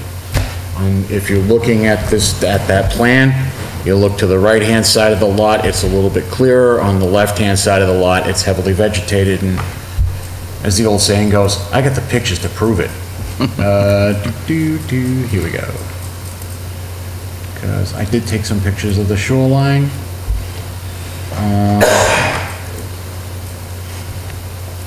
While you're finding those, Matt, is there any reason, Doug, that the wattles aren't at the 50-foot? Are you gonna be excavating down inside of the 50-foot? That's the left-hand side of the lot. You can see it's very heavily vegetated. Yep. yeah, I just That's the right-hand figured side of I'd the lot. place You it can see it's a between lot 30 clearer. and 50, but no, it could have definitely gone closer to Okay. 50. Yeah. And in the future, I'd like to see prefer that, I can. Yeah, I'd like to see the 50. I'd like to see the 50 be the limit of work. So we don't have trees that are getting cut down without them coming back before us. Yeah, I think we probably should put a declarative warning in the order of conditions that no vegetation on the shoreline shall be removed without a separate file. And no vegetation outside the limit of work should be removed without a separate file. That's fine. Because there's none proposed on the plan. No. No. Are there are no trees proposed on the plan currently. Is your client here, or? No, I wish I had asked him to come. Okay. He could have answered some of these. It would have been It's just, great. I mean, lately I've had From some now on, I'll be- misunderstanding of contractors and what's to be removed. Yeah. And I don't need a contractor coming to me saying, well, I had a, I had a house in the lake and I had a clear view and it just winds up making confusion. Makes up some really colorful situations in meetings. Yes, yeah. I wouldn't want to prevent anyone from review. I would just want to express being a neighbor. No, but some of those trees, I mean, there are areas that could be pruned, because some of those trees were shaped like check marks, because you get some old trunks, you get some old branches coming off those trunks. But, if anything is proposed to be done on that shoreline, it should come before both the association and the commission for review and approval. And, we give them an order of conditions without specifying it. Sometimes they open it up to interpretation. So, Mr. Chairman, we will be including wording that no trees will be removed? Outside the limit of work. Outside the limit of work. And he's agreed the limit of work will be the 50-foot no build zone line, and that's where we'll move the wattles to. I mean, here's a good example. I was close up when I took that one. That's the left-hand side. It's clear, but you can see how old those trees are. Yeah. And they're in good shape. Now, with the vegetation out in the water, that's the delta? Yeah, that's the delta. So it's all vegetated over, huh? Oh, yeah. It's filling in. Gonna be a new island out there. Yes, those two lots. Yeah, I'm a firm believer in keeping the trees. Being from New Hampshire with the shoreline. Yeah, it's a problem, too. It's a heavy thing, it's, Rich. Yes. and shows the shed on here. Yeah, the shed's on the shed's not on this plan. Yeah, it's not on the plan. Yeah, it's right there. Okay. All right. Any other questions or comments from commissioners? Question or comments from the public? All right, seeing none, I'll accept the motion for standard order of conditions with the following additions. Wattles and erosion protection to be placed at the 50-foot no build setback. Additional language that no tree cutting or vegetation clearing to take place beyond the limit of work. which is to be the wattles at the 50-foot. No build line.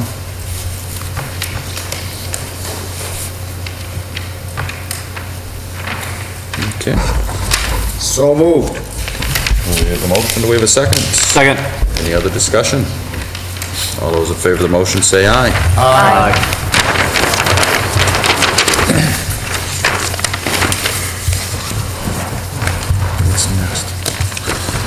Funny you should say.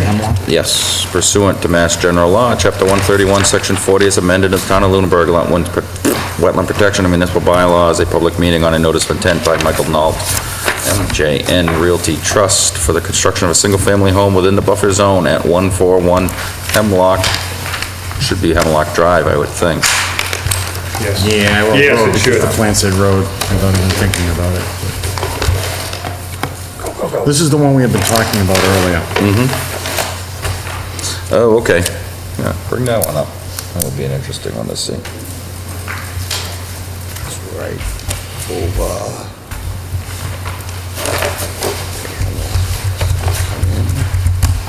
Keep going.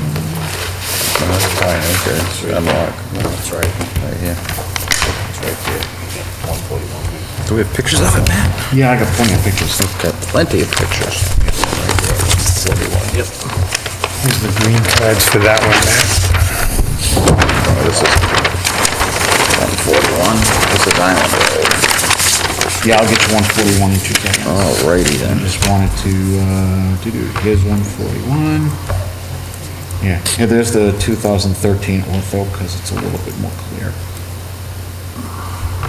There's the 2017 ortho. 2013 was done when the leaves were down.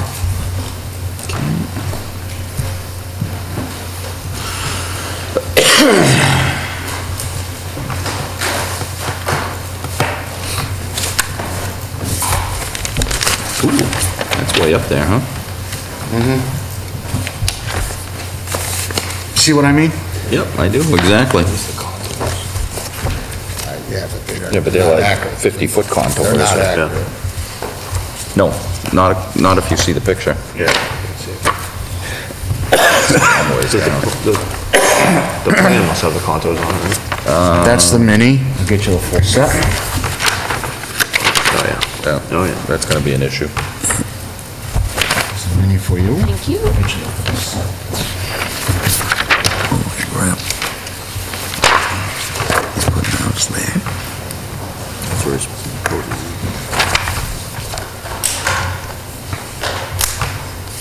Can you put it that close to the property line? How does he put it that close to the property line too? You just set that, that's the property line here. Yeah. Set that. Should we just get the setbacks?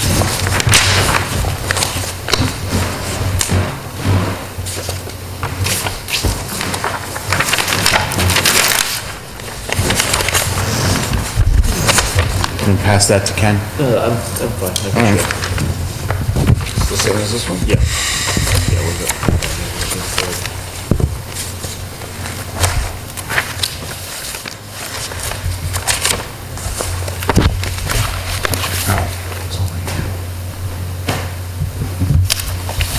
Such is dangerous. Full set.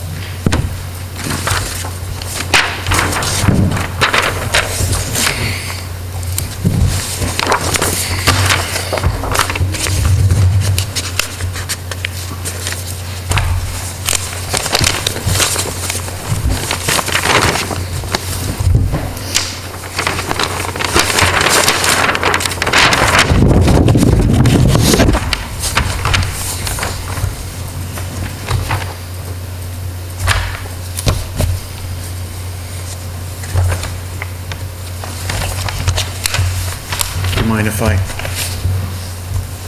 raise my concerns now? Or did you want to wait a minute? No, because unfortunately, I can't make any decision at all. There's no contours for the construction. The one thing we noticed on here, and I had sent you an email concerning the driveway. Yes. That there wasn't any detail concerning the driveway, but when I looked at the plans, when I went out on site, when I did the photographs, and I went back out this morning, and spent quite a bit of time out there trying to figure it out. It just dawned on me, you have pre-existing contours and no post-development contours on that plan.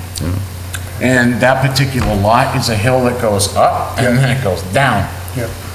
So it looks like you're building at the peak, but we have no idea how much that hill's being cut down, what's, you know, for final grades. And I know that Jimmy Gareffi, when I checked with the Board of Health, asked you for final grades on the septic system. Yes, which I did on this. Let me explain what I can tell you. What the proposal is, because it is so steep, they were gonna have the driveway go on the right side, and they were gonna cut a lot of this out. They were gonna start at the road and maybe cut 4 to 5 feet off this side of it and go into the house, have a walkout in the back heading towards the lake, have the front some concrete showing. So this knoll would be taken down some, and the driveway would be much less than what you see now. That was the proposal. We had really good soil conditions. It was all sand and gravel, so the systems are in the ground, the reserve and the regular. But I still had to, this is the final grading, a little bit of a wall that I had to submit to Jim Griffey for that one reason. Now I see what you mean from that email on, you do want some type of final post grades and that type of thing, and I guess I didn't quite understand what you were looking for now. It's making sense to me what you want. But What's gonna be along the side of the driveway, along the lot line there? Because that looks like it's pretty steep. yeah, it drops going this direction. You can see 3 or 4 contours fairly close together, so it was gonna be cut out on this side closer to the septic and match some of this. So basically, it won't be anywhere near as steep as it is now as you leave Hemlock to go in. And then by the time they have a drive under and drive into the garage, everything's gonna be sunk in the ground. Are you saying you're gonna achieve the driveway just using cuts, no fills? Mostly cuts, yeah.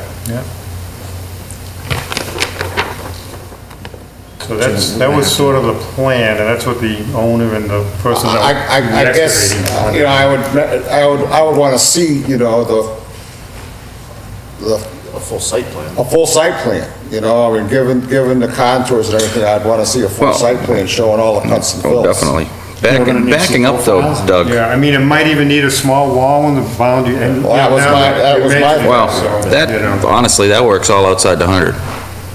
Yes, But- it is, the 100 foot's this line But here. so- just so I can get an idea of the grades here, so this driveway is gonna cut, what is the proposed finished floor elevation of the garage? Well, you got 101.5 for the top of foundation, the floor, 95.82 is the floor, the basement floor. And the garage would even be 95. a little lower than that. Okay. Usually, most people, you drive in the garage and have to walk up 2 to 3, sometimes even 4 steps to get into the house. Okay, because I mean, I'm just looking, following, if you're not filling this driveway in, the left side of it is gonna be at elevation 84. The left side of the driveway? Sure. This side of the driveway, right here, man. Yeah, where he cuts. Yeah, Yep. well, if he's 84, if he's cutting 84, because if you bring that line up, you start at 96, You're but gonna then have you're to make- dropping down Yeah, you make a 88, serious cut. 86. Yeah, I So now wasn't your thinking driveway's it at, would be quite that. yeah, but now your driveway's down at 86. So that's a lot of fill. Again, this is the reason why we need more specifics on grading and Okay. cuts and fills, because now we're speculating. Okay. Yeah. But just in getting, so the basement floor, so 101 is the proposed level Yeah, of that the would be the- garage, that which would means be- you're walking into the house? Your house floor is The 101? 101.5 is the top of the foundation of the Yep. house itself. Okay. The cellar floor foundation. is 95.82, and the garage floor would even be lower than that, at least a few feet lower. So what'd you have for the house? A 101.5 for top of foundation, you got a 7.5 foot wall, so that puts the cellar floor at 95.82. And the garage floor would be a little bit lower than that. So 95, so you're cutting 3 feet on one side and adding 3 feet to the other. Yeah, definitely gonna need a little more definition on this. Okay. Because, I mean, you know, the box outline of where you're putting everything is great, and it's nice to see, you know, trying to keep to the 50-foot no touch, the walls are in a decent spot considering the slope, but it looks like you're gonna have a lot more work than what you're indicating on the plan because of the cuts and fills. Okay. And, you know, we need to check that out, because that, I mean, the bulk of the cut and the fills is gonna be in the buffer zone. Mm-hmm, oh, yeah. Because, I mean, that house is right on the peak. Peak's right in the middle, so. Yep. All right. I mean, you can see by the photographs that I was trying to show. Yes, no, they're definitely, I understand your concern, so. Yeah, it's a pretty steep lot, so it isn't easy.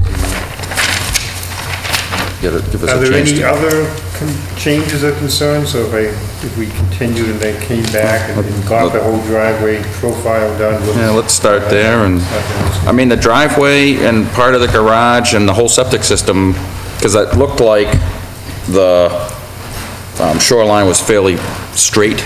It doesn't kick around. So it's not like you're not encroaching anywhere as you get closer to Hemlock Drive, so that's all outside the buffer. Yeah. But definitely, given those elevations as you get into the house, now you're kind of carving in some of the house and filling some of the other parts of the house, and you definitely have a lot of grade changing going along in there. So we'll definitely need to see get a better idea. Just like the last one, is there a reason why you're not putting the wattles at the 50-foot buffer zone? You know why? No, it could be right there, and I'll make that change. Thank you. Yep. Put it right Yeah, because again, like on the last one, that we did the 50-foot limit of work. 120 West Street. Yeah, 120 West Street. Remember how we did it with that? I think we should do it with this too. In other words, the limit of your work is 50 feet. The 50 feet after that is a perpetual no-touch zone. No deck or anything, crossing that. Yeah. This is probably another one that would be helpful to have the builder or property owner or somebody there to answer some questions too, you know, for the continuation.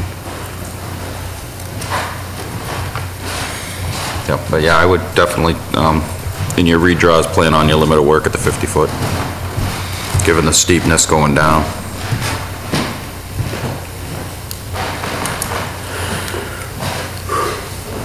All right, any other questions or comments from the public on 141? Yes, sir. Okay. Which side? If I'm standing. The proposed driveway side. Right side, okay. Yep. So,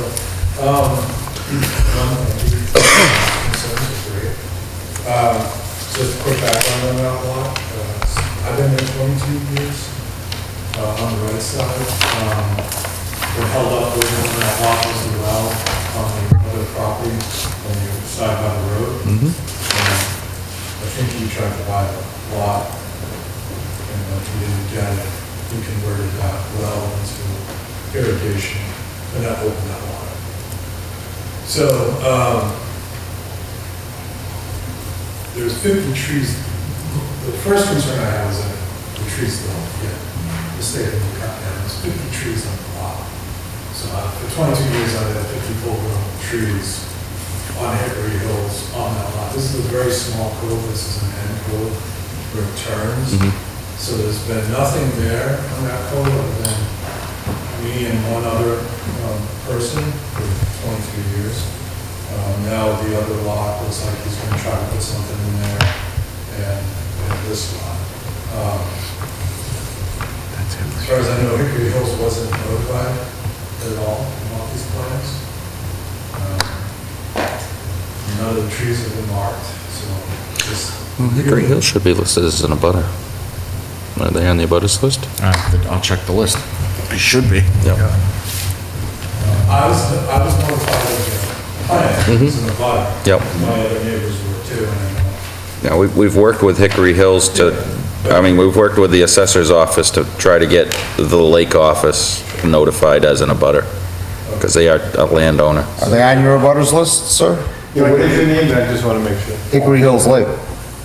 Hickory Hills landowners. Yes, yeah, you were notified, 147, Hemlock? No, Doug, Hickory Hills landowners should be a separate abutter listed on that abutters list. Okay, yeah, we notified them. Thank you. They've got a group slip. Okay. I know that the meeting is last Wednesday. Well, it doesn't mean that they've gone for approval yet, but they have notified them. So they are gonna have to go for approval eventually for the house and whatever site work is done. Right, but the trees get protected before the building gets located? Not necessarily, not in that order. It depends on what the town and the commission approves. I mean, we're looking at doing a 50-foot no-cut zone on the backside, so. When we bought the property on Hickory Hills, we had to accept certain deeds that were as part of Hickory Hills. One of those deeds specifically says, you can't cut trees. Nope. It has to go to them first. Yeah, but we don't enforce the Hickory Hills rights on the deed. So that it's just pie in the sky stuff. Well, it's whoever had it written on the deed is responsible to enforce it. So Hickory Hills is responsible to enforce the We're still language on gonna the deed. require a copy of their approval to the file. Yeah. So, and then that lot there where the grade is on the driveway, it's about 6-7 feet higher than my driveway. And then it goes up from there. And in the winter, we're talking like, in some of those winters, we had 6-7 feet of snow. Yeah. All on there. So like, my biggest concerns is that, I know, I'm not trying to prevent the house from being built. That's not my concern. That lot was definitely for like maybe one-bedroom cabin house. It's not like a fireplace. It's still built. Is that when we lose all those trees, one, the light is going to completely change that light, which means it's going to melt the trees. And that's all we're going to pretty much head towards. Actually, bring up the Oliver picture again, just so we can explain this. All right, so the biggest part of your concern is outside of our jurisdiction. So if you can just kind of drop the cursor, Matt, where the 100-foot buffer zone is, somewhere through the C in Hemlock. Yeah, right there. So our jurisdiction starts at the water's edge and ends there.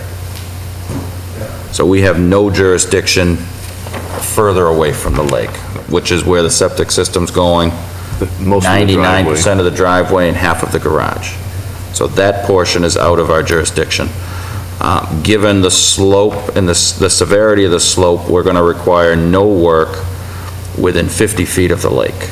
So there'll be no trees. Yeah, so there'll be no trees taken from the water's edge back 50 feet. But everything can get clear cut down. Not necessarily, but to allow them to put the house and the garage in. Generally, we allow them to cut the trees. I have one other question. When we discussed high water marks and flag high water mark, which was flagged in January, which is when the lake's down, we had a water 5 feet, 6 feet higher than where it is right now. So if it's high water mark to septic, is it just Well, I think there's a benchmark for the high water, for a measured benchmark that they use. They're online. See, I don't know if, when you say high water, you mean flood zone or? No, it's mean annual high water. This is a high water. Right, that's a mean, what was marked in the field is a mean annual high water, which is an average high water mark over a. Right, so January can't be the mean average. No, but you can still deduct where the mean annual high water is based on the water marks on the property. And at that point in January, I'm assuming when you marked it, the snow was off the ground. Yeah, and I went back and checked it just 2 weeks ago and reflagged I mean, I it looked at same the spot. flags, I don't have an issue with the mean annual high water. You can see the highest that I got from. So basically, none of the signs. trees are 50 feet off the water. Correct. Correct. Yes, we're going to designate that, given the severity of the slope and the high probability that any construction in that zone will weaken the banking and erode into the lake. At this point, we're going to stop there. I mean, we can bring it back further if the need so exists, but given the way the plan is, that's where the most severe part of the slope is. It's from, And in that 50-foot zone will be a perpetual, meaning in perpetuity, no touch zone. I mean, that doesn't stop them from doing maintenance work on the trees if something's dead and fallen over, or if they want to come in and put in for a removable dock, as long as they don't take the vegetation out. Which can be a neat trick, but I've seen it happen. Like I said, I'm not trying to prevent that. I think personally, having a 3-bedroom, 2 garage, you know the neighborhood, you see the house.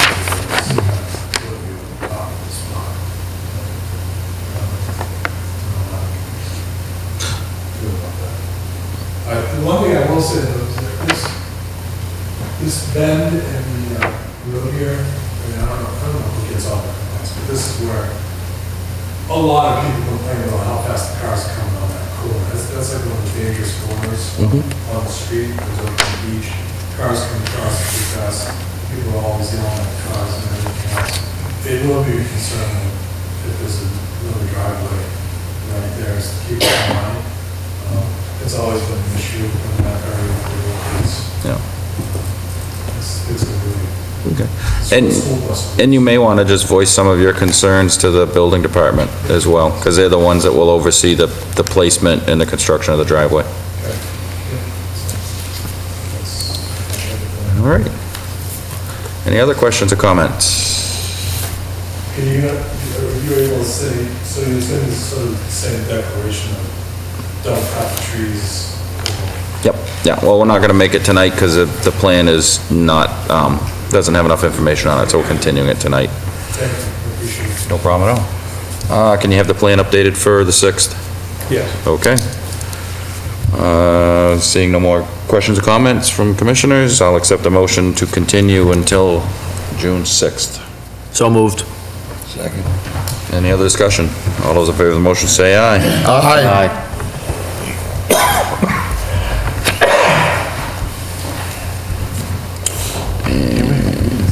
My world's upside down. Off my game. All right, moving forward, pursuant to Mass General Law, Chapter 131, Section 40, as amended in the Town of Lunenburg Wetland Protection and Municipal Bylaws. A public meeting on a notice of intent by Tim Lalagio for an addition to a single-family home, septic grading, wetland restoration at 564 Page Street.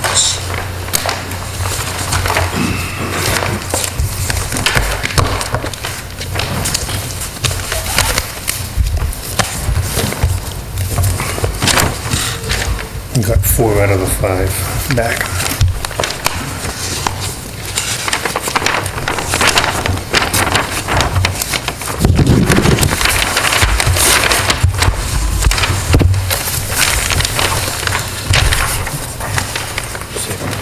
Sean, just give me a minute, I'll hand out the minis. So, Doug, did you mention to Mr. Lalagio that he would have to come and submit to the Conservation Commission prior to doing any work on this septic system? When I did the septic, I knew it was out of the 100-foot Yeah. setback. I didn't know anything about him doing that garage. So it was partially my fault too. I should have thought to myself, since the tank and pump chamber in that buffer, I should have done a fine a little bit.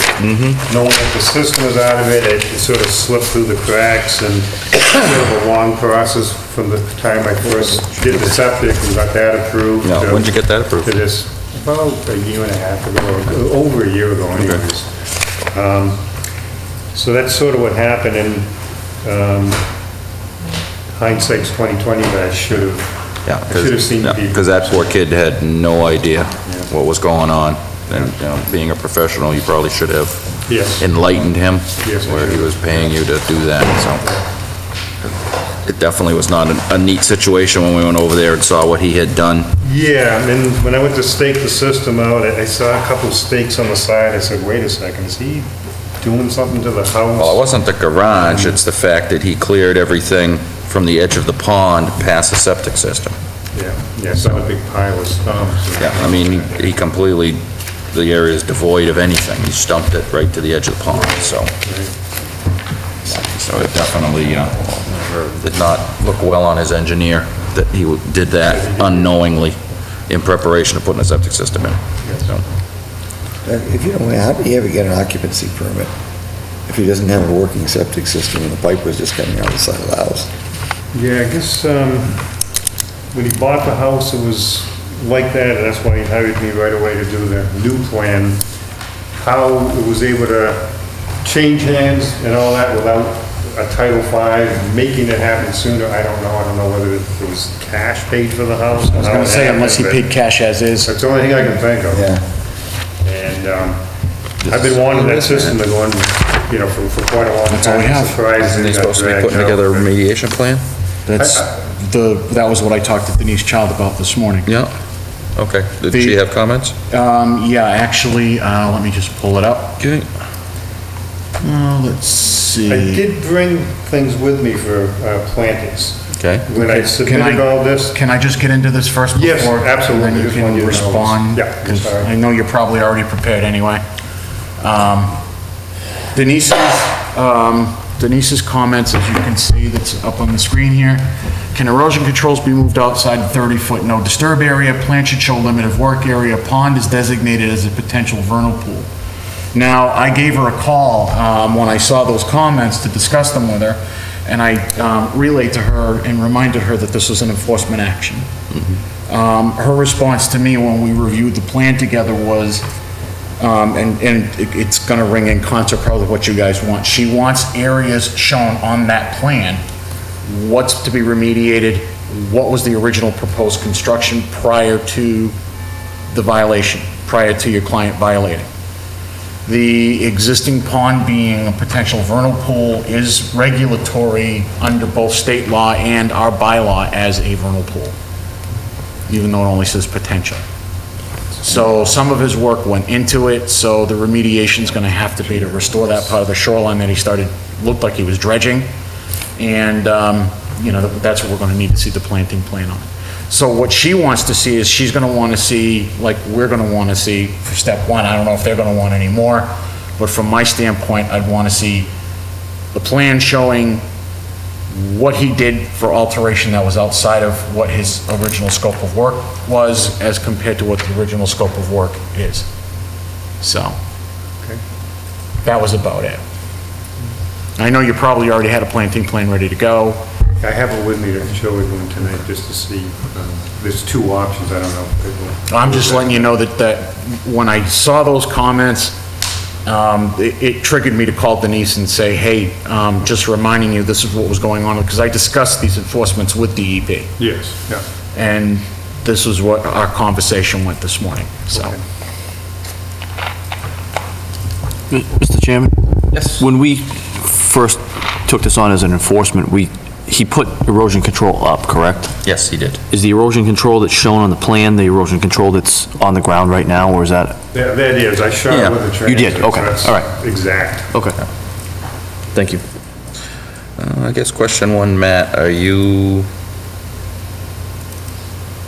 agree with the delineation of the wetland? Yes, I don't have a problem with delineation. Okay. So we should probably move that garage off of the 50-foot setback. Make sure that you're not over. Yeah, right now it's exactly on the 50. It's exactly on the 50 foot. I mean, I'm just... What I did is after Tim came to the meeting a few weeks ago, he mentioned that someone said that the pond didn't look perfect with the shape, so him and I shot the whole thing. I set my transit up, and these are actual transit shots all the way around. And I shot the erosion control that you put in, so that's exact. Okay. Now, one question, I was always told that if there was an outlet that it wouldn't be a vernal pool, is that correct? Because there is an outlet to this. I don't know if that... Under the law, they usually don't want it to have an inlet or an outlet, but there have been plenty of vernal pools in this state that I've seen certified.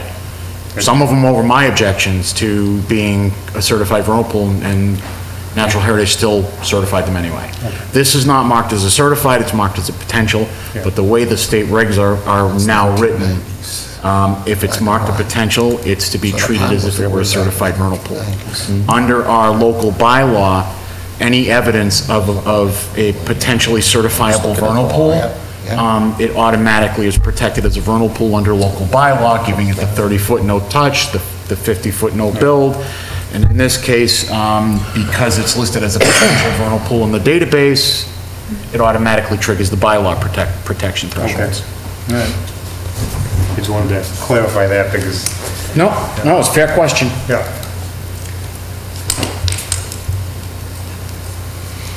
So what you're looking for, Matt, is try to reproduce a plan of the prior conditions prior to him going through and clearing it? Well, what I'm looking for... And then a rough idea of what he would have had to have disturbed doing the construction for the septic tank, the septic line. And then a proposal on trying to remediate the remaining. So you want to quantify the buffers on wetland disturbances? You want that quantified on the plan, on the adjusted plan? Yes, and a prior conditions on the plan. He could put pre-existing conditions. Yep, so pre-existing conditions. And then we put... And then figure out what we would have allowed for the construction of the septic system and the construction of the line and tanks. And if anybody else has any questions, and remediation of the area inside the 100-foot. One thing I did, I brought a whole bunch of copies, and one question I had, I did show plants to go in every 10 feet on center, and I've got the 5 different types to go in. Would you want that right outside of the 30? Or actually, we would probably want it between 0 and 30. Okay, that's because I made 2 different proposals. One right at the 30 and one in between the erosion control and... I think we're kind of looking for the entire area to be planted. Between 0 and 30, and not only that, just a line. Not in a line, you know, more of a staggered random kind of pattern. Yeah, it was just a proposed one, and create a planting bed throughout there. Yeah, I was gonna say, just on this, eliminate the sweet pepper bush. Okay. Because that's just gonna take everything over. And I'd probably put something like elderberry in there. Okay. Pepper bush, it's just gonna take over everything. And seed it. Yep. Yeah, he seeded a little bit, I could see. He had some seed it with a... I don't know what he used, but it was a wild meadow or a wet meadow mix. Yeah, it looks like not just grass. It looked like he used the temporary ryegrass when he seeded it. It took right away. I mean, it is growing. Yep. So. There's an unidentified structure or something sitting between the 30 and 50 foot. Yeah, that's the old septic tank. That was the old septic tank? That was the existing, which will be removed. Okay. And then the other ones are the brand new ones that went in. Which he's currently using, correct? And pumping the tank? Yeah, the tank and pump are in, and they're being used to contain everything and be pumped when it needs to until he can... Okay, so we go out there, the 4-inch coming out from the basement door isn't flowing anymore? No. Okay. No, it's all hooked right to that. They did it as an emergency. Jim Murphy inspected it. And I saw it. Okay. So at least, you know, it's saving the pollution at this point until we can get the system in. Yeah, well, and he can just, at this point, when it's full, just pump it. It's just a tight tank situation, so at least we're no longer polluting into that pond. But, okay, so you understand what we're looking for? Yes. Okay. So you're gonna want these plants staggered, some a little closer to, do you want any between? You know, you may be better off hiring a wetland specialist to design that for you. There's a remediation area. Well, I mean, we're looking for the entire 0 to 30 feet revegetated as a pond banking. And then the 50 and then the 100 revegetated back to where it was. Okay. With the exception of the corridor that we decide that you put on that is needed for the lines running to the tanks and then to the septic system. So, because of course you would have had to do some groundwork, some tree removal, because you are inside the 50 and the 100 for that. But all of the rest of this disturbance that Mr. Iliotto looking to get put back. So, but yeah, I would hire a wetland person to design that for you, that 30-foot area. Mr. Chairman? Mr. Rabbit. If we could also ask that include your leach field in this, design in here? Where's it sitting? The leach field's up here. Oh, way out here? Yeah. Proposed septic tank. Mm-hmm. It's a septic tank. No, it's not. No, the tanks are right here. Right down here. Take this one. This is It easier says for you. proposed septic, Board of Health approved. Jack. There you go. Oh. That's the old tank. Right. That's the new tank and pump. And here is the proposed. Is that going to be the leach field? Okay. Yeah, the whole Okay. box. It's not just the tank, okay. That's over 100. Oh, that's good. That's fine. Okay, thank you. It was very lengthy, we got a lot of test holes, that's the only suitable spot that we could get. Okay. Did you get that done for the 6th? I'll do my best, and I know someone I can call to help. Okay. Yep. Planters, so I can get them. Yeah, we want the whole thing revegetated, reseeded. Yeah. Put back the way it was, and then just left fallow and natural. Protect that pond, so. All right, any questions? Can I ask you what plant you told me to substitute out from the pepper bush? I use an elderberry. It'll probably go really good over there. Yeah. Okay. I'd let your specialist do it. Let them figure it out. I somehow lost my pen. All right. Any other questions or comments from commissioners? I don't have any. Questions or comments from the public on 560-something Page Street, 564 Page? All right. Seeing none at this point, I will accept a motion to continue until June 6th. So moved. A motion? Second. And a second. Discussion. All those in favor of the motion say aye. Aye. Aye. All right, Doug, Thank you we'll see very you in much. 2 weeks. Okay.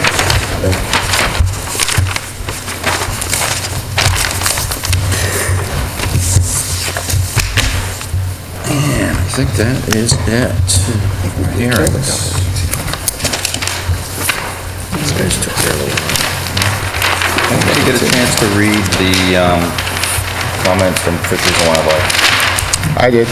I glanced through them, yeah. Okay. Did you, Katie? Katie? Yes, she did. Okay. I talked to her about it earlier. All right.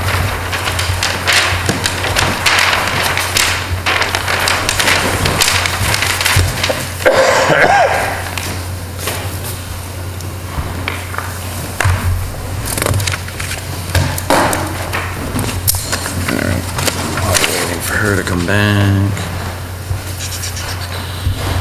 We did get the work order from Gary Goldrup. Heather has to sign off on it and get him started. For Rob's Hill, yeah. That's for the cutting plan, right? That's for the cutting plan, yeah. Yeah, in his proposal, he figured about a 56-acre cut at about a $35,000 income, which I want to see his proposal. I mean, that's almost half the property. I think that may be a little much, depending on what he marks. If it's where I'm thinking, most of it's not too bad, but Yeah. I just hate to see half the piece of property cut. Yeah, we'll have to see how it's, I'd like to see it walk. Yeah, so once he's done with the cutting proposal, then we could take a walk out and Sure. try to dictate it a little bit closer. Okay, thank you.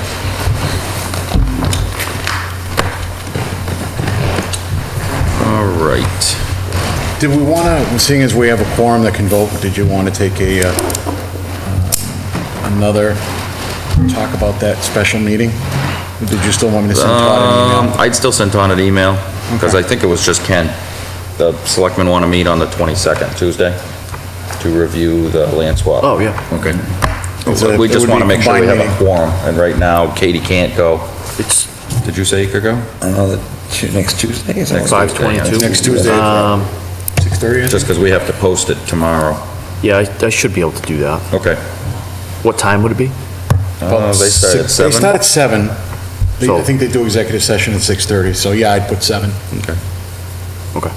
So anywhere from, depending on what happens, 7 to, who knows? It'll be 7, right? You haven't been running very late. No, I'm not gonna be there. That's true. I'm just saying, their usual meeting time is 7. Lucky. Okay. Look at the big smile, too. From both of them. 22nd. 22nd. Mr. Chairman, I won't make it. Okay. So you'll still need to try to hear from Todd before we give a... We can post it, right? We can, but there's no sense having the meeting with them if we can't vote on anything. We need 4 people. Yeah. So, and right now it's you, me, and Bob. And we're missing Carl. and Todd. Yeah, you can talk to Carl too. He's in Turkey. Oh. I bet he does email. Funny. All right. And you must be here for the information on the suction harvesting? All right, we'll move forward with that. That microphone, is that? That one's on, I believe.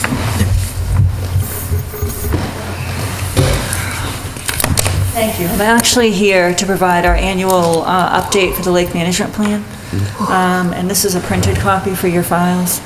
I submitted this electronically. And I have a brief PowerPoint presentation, but as soon as Matt plugs in. I will, before I start, I do want to let people know, my last meeting as a selectman was last night. However, I did file a disclosure just in case there was any question for an appearance of conflict of interest.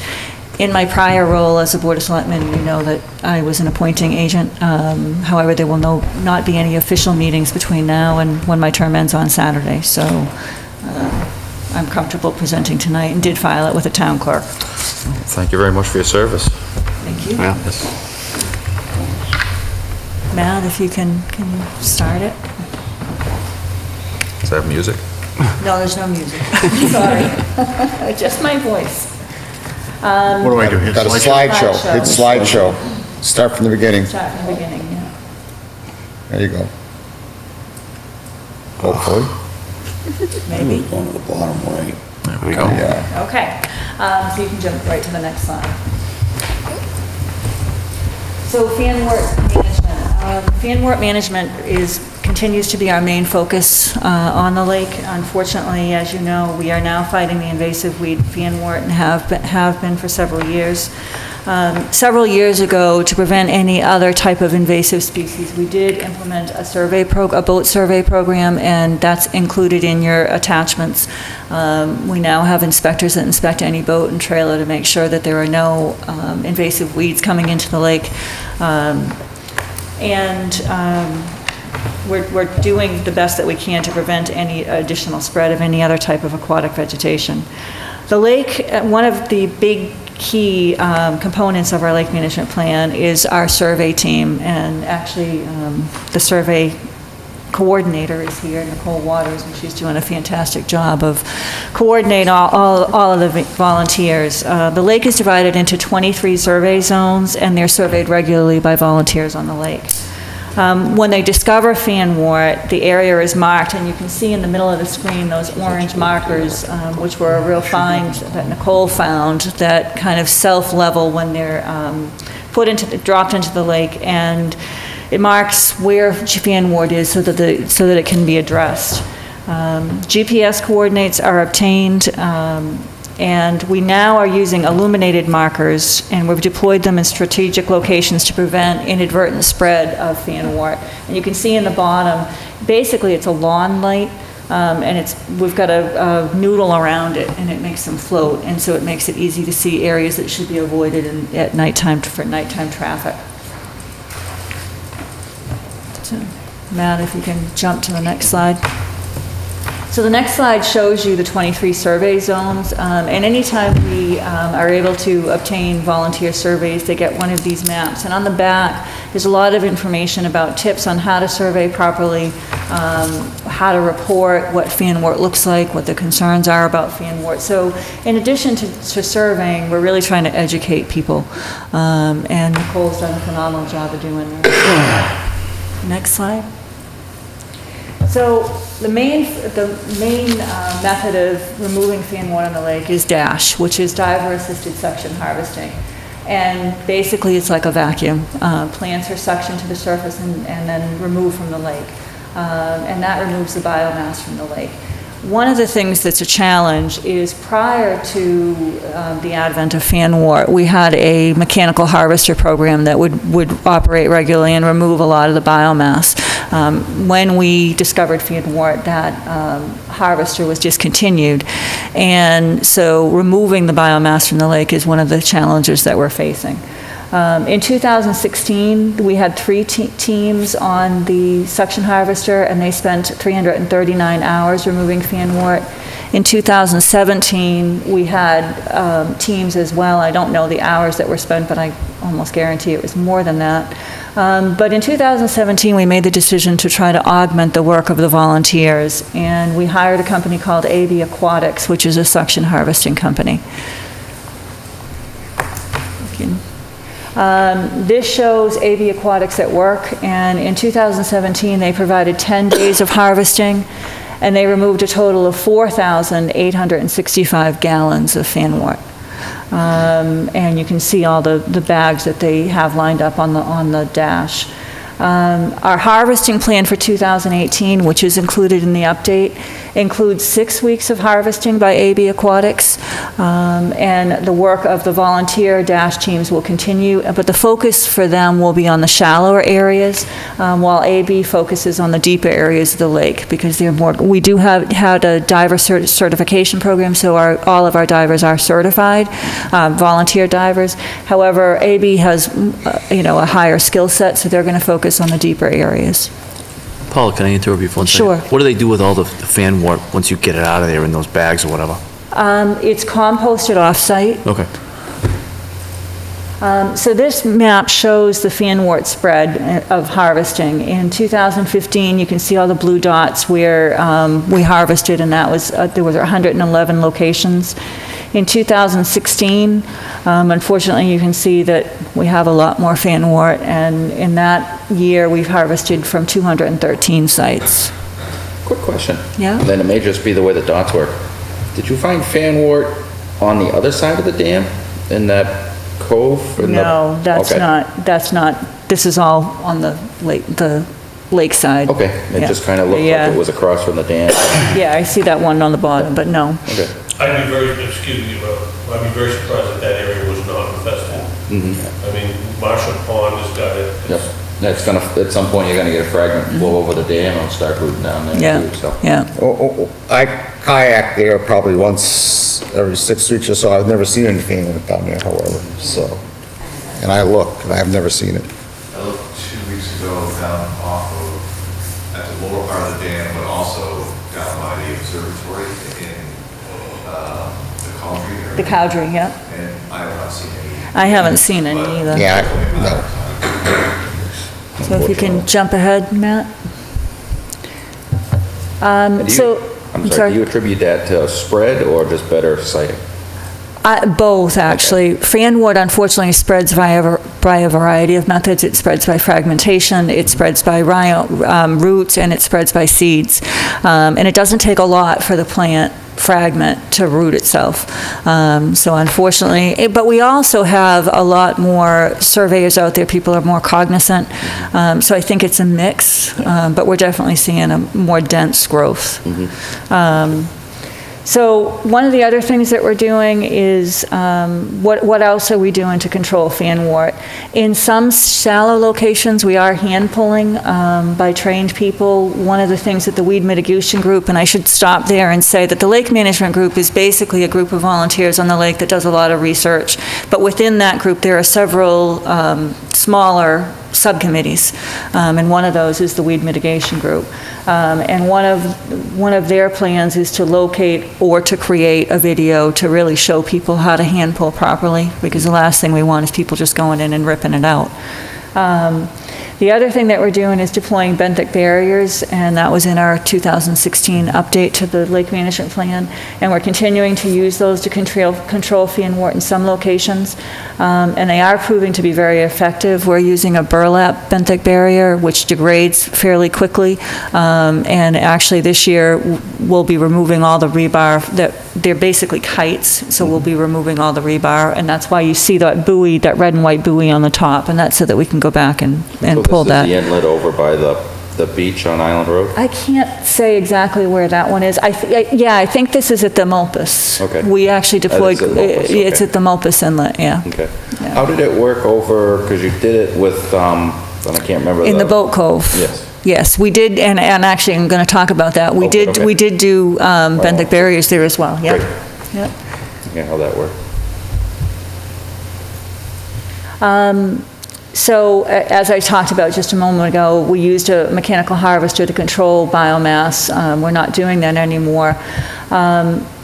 One of the big challenges, as I said, is maintaining healthy biomass. And experts recommend no more than a 40% area of cover lake-wide. Our latest survey shows that we're about 49% total lake. But if you take some of the coves, some of those coves are now 75 to 100% of vegetated cover, which is not a healthy aquatic environment. 49%. Yeah. So we've implemented a number of technologies to assist with that, and I'll talk about some of those. Benthic barriers, as I talk about, we've used that for fan wart control, and we're also using it for management of native vegetation, which was in our 2016 plan along some shorelines, and homeowners are encouraged to use that technology because, as I said, we used to go right up to people's beaches with a mechanical harvester. We can't do that anymore. So to date, 6 people have taken advantage of that program, and they have been very successful in controlling all weeds. The other thing that we're doing is beneficial bacteria, and again, that was in our 2016 plan. We've been doing some testing on 2 testing locations. One's on the main lake and 1 test site at Little Hickory. The tests have been inconclusive on muck, on sedimentation. However, they have been very effective on reducing some weed species, and I think it's just the change in the sediment. We've actually seen, I don't know if you guys are familiar with a lily pad root, but they're very long, very wide roots. They're popping up in the areas that we're testing the muck pellets. So we've used a very low ratio of bacteria to date, and it's actually the max 1% of it's 1 to 30 per square foot, and we're only using 1.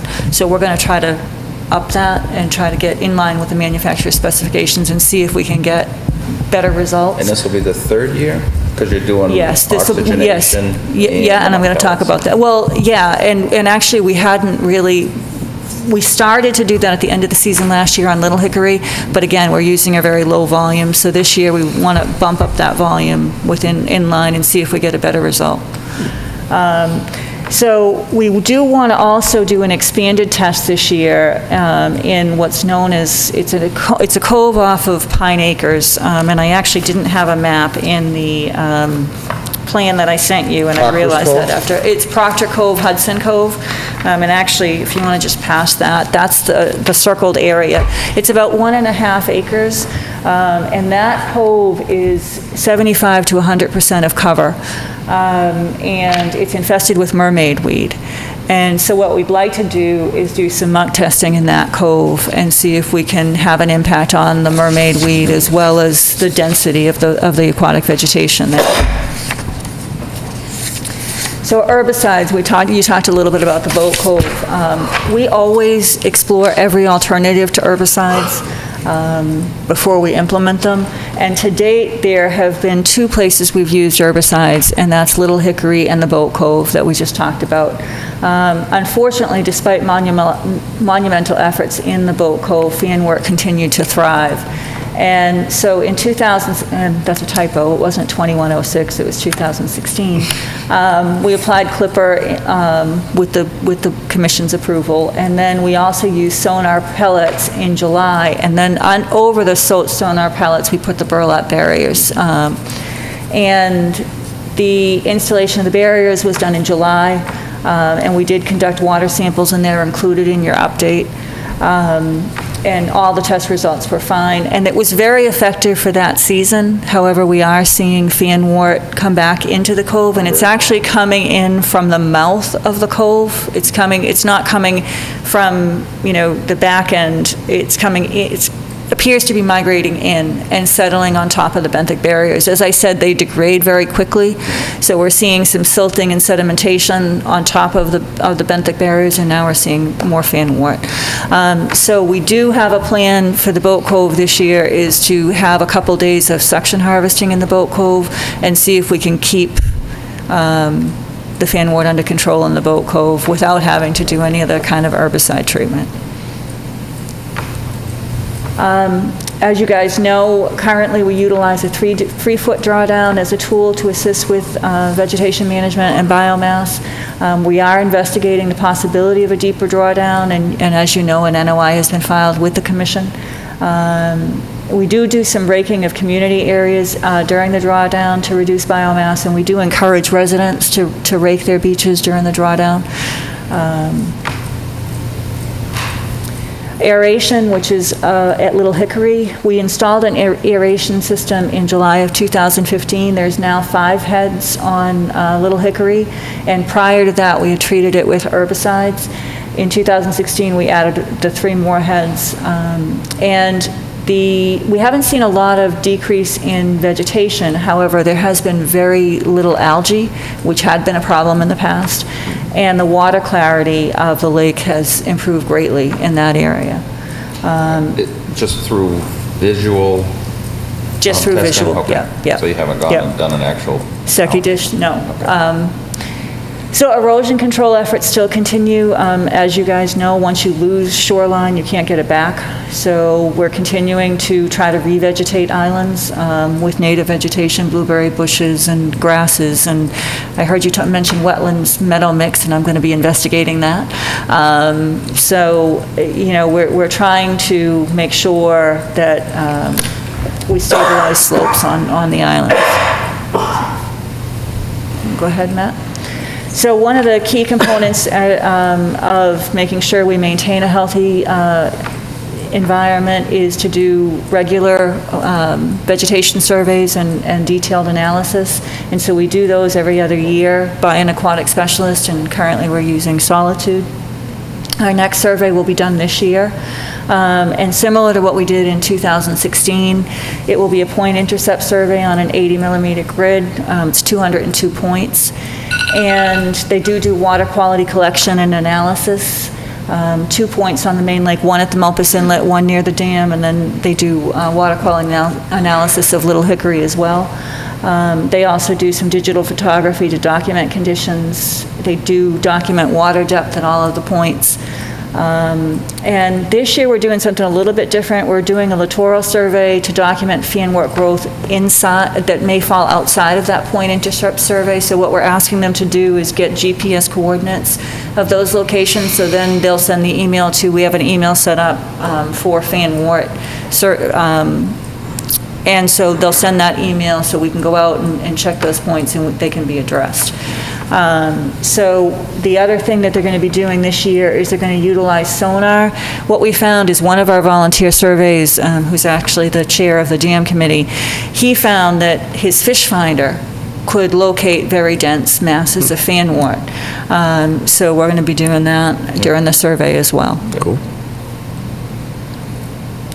One of the other things that we've done over the years is stormwater management. We've installed to date, there's 4 plunge pools on Hickory Hills, 2 on Island Road, 1 in the boat cove, and 1 at the other end of Island at the end of the dead end street. And that's the one that you see pictured there. And in the report it details when they were installed as well as any maintenance that's been done on them. One of the things that we've done is we've partnered with the town, because as you guys know, the Stormwater Task Force is working diligently to address stormwater, and so they're working with us on some of the maintenance. And there are 2 plunge pools at Hemlock Beach, one at the beach end and 1 down from the beach in the wooded area adjacent to it. And they're maintained periodically to remove sediment. We are going to be this year looking at are there other locations that need plunge pools? And then if there are, then obviously we would notify you guys. We're also trying to document any private outfalls on private property, because we found that there are some that may be bringing sediment into the lake that may need to be addressed. So we're actually going to be researching those. So what are the other things that we're investigating? One of the things we're looking at is sonication, which is another way to control algae. Problem with that is it needs electricity, but we are looking at areas similar to what we're doing over at Little Hickory. It requires electricity, but it's a relatively low volume of electricity, and the benefit far outweighs the cost. So we're going to be looking at that. It's a very interesting technology that's being used in various areas. Erosion control is continuing. Rain gardens, we just had a new group start up. It's the Hickory Hills Gardeners, and so they're going to be doing some beautification projects, like at the beaches. You know, just one of the things we want that group to really look at is rain gardens. It's something that's always been on our radar, but we just haven't had the bandwidth to do it. So that's something where we want to look at. And then wetlands restoration. You guys talked about the delta at the Mulpus. Unfortunately, the stormwater that's coming into the lake is pretty high in volume, and it's causing some real problems for the lake ecology. So we're trying to partner with the Stormwater Task Force. We're trying to look at things like rain gardens, but we really need to look at wetlands restoration and what needs to be done. One of the areas that jumps out is the Mulpus Inlet, but there are other areas as well. So we're going to be investigating those, and as we come up with plans, we'll be coming back to you guys. So. Thank you very much. Any questions, Paul? No, that was excellent. Great presentation. This stuff that you emailed me this morning with the Yeah. Dropbox link, Yeah. it doesn't happen to be on this, does it? I don't know. I don't think so. Because I was just going to throw it onto my desktop. Yeah, no, it's on the Dropbox link. All right, then I'll just Dropbox it out. Yeah, because I couldn't email it because it was just too big. Too big. This? Yeah. Okay. Yeah. Yeah, but yeah, if you could throw that up on the Yeah. cloud. So we are looking to continue our suction harvesting this year, and as I talked about, we're looking to do 6 weeks with AB as well. We are not, in our original lake management plan, there was concern about us using suction harvesting for native vegetation. We are not planning to do that right now. At some point we may, but that's a long way off. Right now, we have enough going on with fan wart, so. Ms. Bertram, you might add Yeah. that you're spending as much on suction harvesting as other comparable lakes are spending on chemicals. And then some, because we've got the old volunteer workforce going that needs to be supported, and that's a big line on it as well. Right, right. Unfortunately, the test that you did at the Boat Cove, and you used the pesticide in there, the herbicide, and killed it all off, but unless you can get it throughout the lake. Exactly. It comes back, and I think Exactly. it's sonar you can only use once every 4 years. Clipper you can only use once every 4 years. Sonar, I don't know that there's that restriction. Okay. But we are not in any way advocating a lake-wide chemical treatment. We are determined to do our best without doing that. I can't say that it will never happen, but that's not our plan right now. Trying to battle as best you can. Exactly. And even your ability to treat, you can't treat an entire lake. The most you can do is... Yeah, the problem with sonar is that because of the way that it has to, the concentration it has to maintain for a specific period of time, trying to do that in such a large body of water would be extremely difficult. Yep. And the areas you do treat, leave fan wart in the other sections, and it doesn't take it very long to migrate back. Right back in. Yeah, Exactly. So. All right, no, that was great. Okay, great. Thank you. To read through it.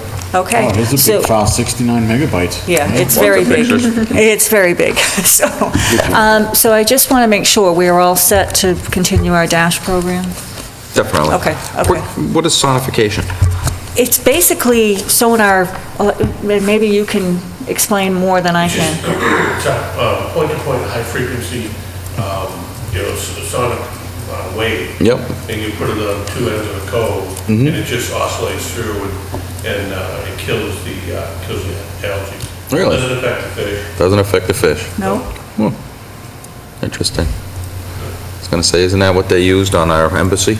So, Doug, did you say you saw a couple of poles? Yeah, the Franklin Street fires, or across from the Franklin Street Fire Station in Worcester, which is right by the CSX terminal, the main train terminal and junction for all of the trails and stuff. They have two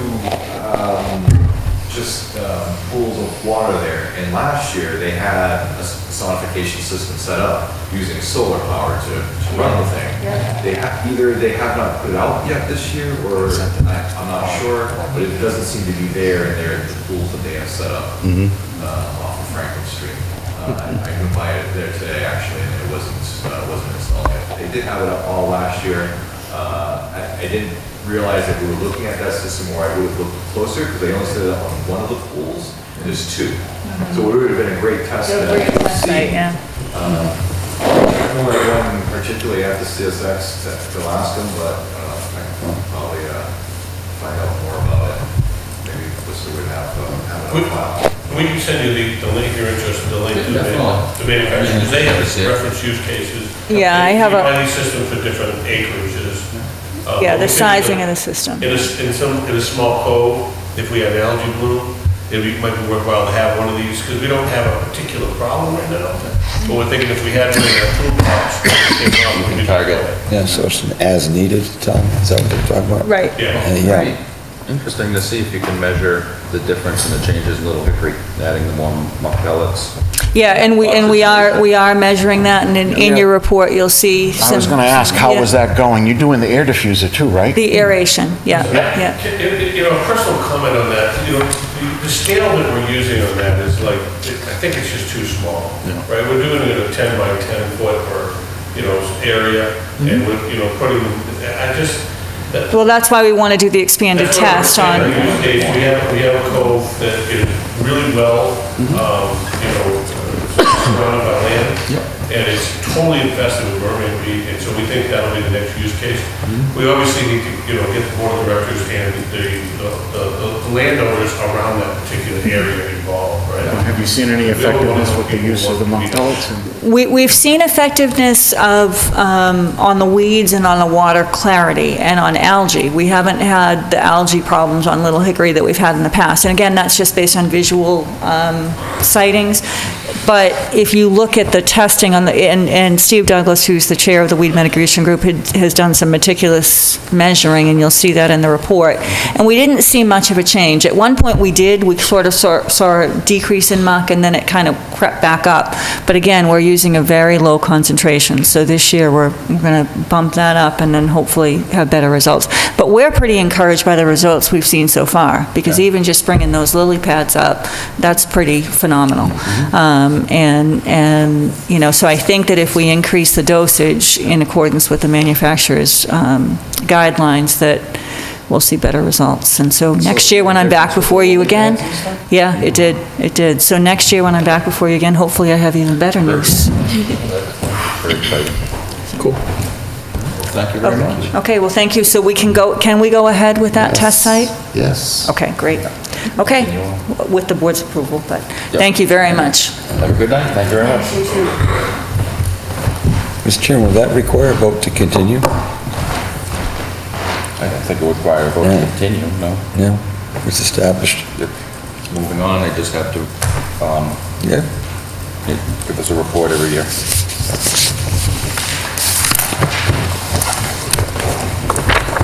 And of course, now we have to read the report. But so many people did so much work, it definitely is worth a read, I'm sure. All right, so moving forward. Violations, Max, 571 Chase Road. Still waiting for that to pop up. All right, 654 Mass Ave. The commission at its last meeting voted to rescind 2 of the citations on the fine. So I went down that next Monday and hand-delivered a rescission notice citing the citation numbers to the magistrate. Okay. And gave a second original to the landowner to have on his possession, because he was going down that day to pay it. All right. So it's basically, he's paying half. That is now off our radar. Yep, site's compliant at this point. Okay, 164 Page Street, notice of non-compliance. Is there anyone here? Anyone here for 164 page? My recommendation is to have the constable that I use handle over the notice. Okay. With a second date. That 164 page, that's the house that we've had some minor issue with before, and they have like a loaded construction trailer. Yep. Just sitting there right next to the wetland. Okay. So that's why I cited it. Okay. So we're issuing them an enforcement order, a fine? I issued them a notice of non-compliance, but they didn't show up here to the meeting, so I'm gonna issue an enforcement order and have it hand-delivered for them to show up to the June 6th meeting. Okay. And should we implement a fine? Well, I issued a non, I didn't issue an enforcement order. Okay. We should do the fine at the next meeting. All right, so we'll hold off on that till the next meeting. Shady Point, structure moving. I'm working with Shady Point right now, and I touched on this briefly at the last meeting. I went out and I measured the areas in question where the shed was. It was along the peninsula, and I found on one side to the water, it was 85 feet. On the other side of the water, it was 82 feet. So, and it's, basically on stilts. He also has, when I was there, he had asked me about, taking some trees down that he has marked. Nope. Based on his insurance company kind of going after him for some trees. So, having him draw up a schematic that, we can take out into the field and then filing the RDA. So I'm hopeful I have him in here for the next meeting. Okay. So yes, that's been on our radar for a while, so let's get that.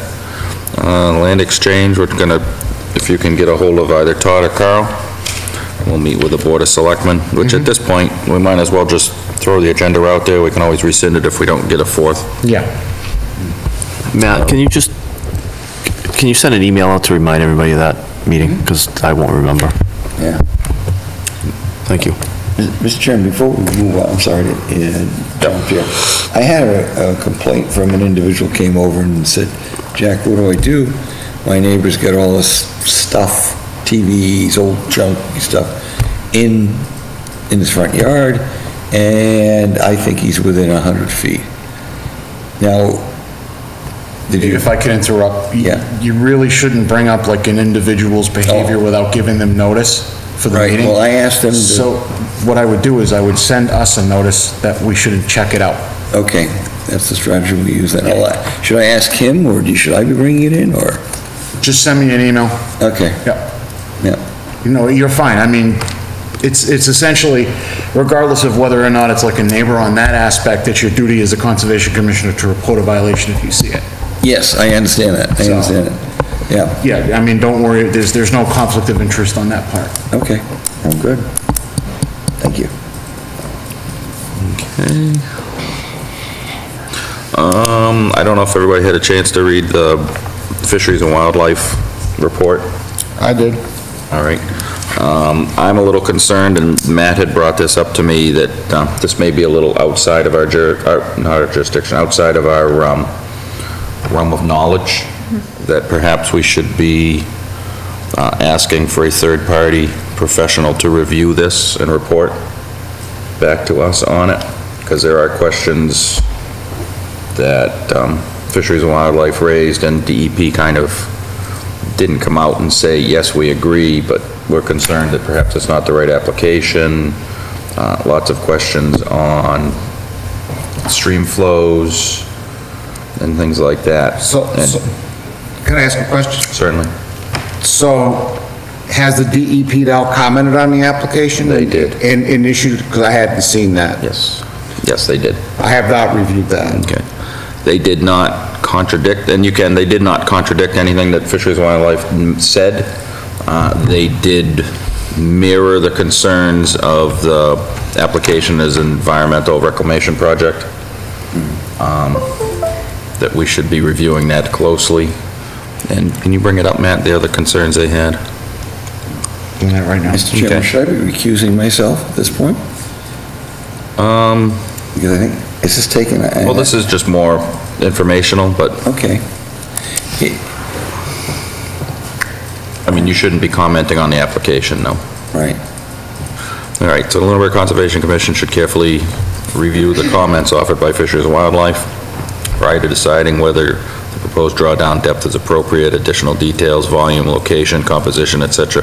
should be provided if sediment removal is proposed. Dredging projects may require 401 water quality. Applicant should provide documentation that the project meets the eligible criteria for an ecological restoration limited project contained in 310 CMR 10.53.4. In addition to exceeding the maximum drawdown depth recommended by F Gear, which is The final generic environmental impact report. put out by the state. The drawdown proposal does not meet the recommended drawdown start date of November 1st. Will siphons need to be needed during the entire drawdown to maintain downstream flow? If so, is there a risk that the outflows will freeze?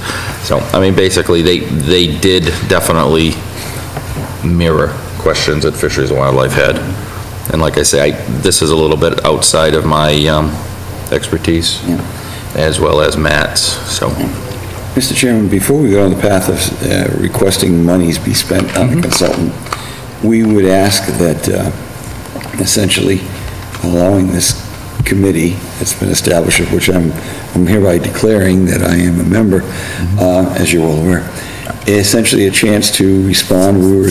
Obviously, we were a little bit surprised with regard to even the statement that we had chosen the wrong path to choose, because we received guidance from two sources, and now Fish and Game is the only one saying you chose the wrong path, versus our other two groups have said, no, you chose the right path. So there's a lot of, we would get ask that we have a chance to respond to every one of those particular pieces, and hence the fact that I'm on vacation, John's on vacation, and we couldn't we just received these Thursday and Friday.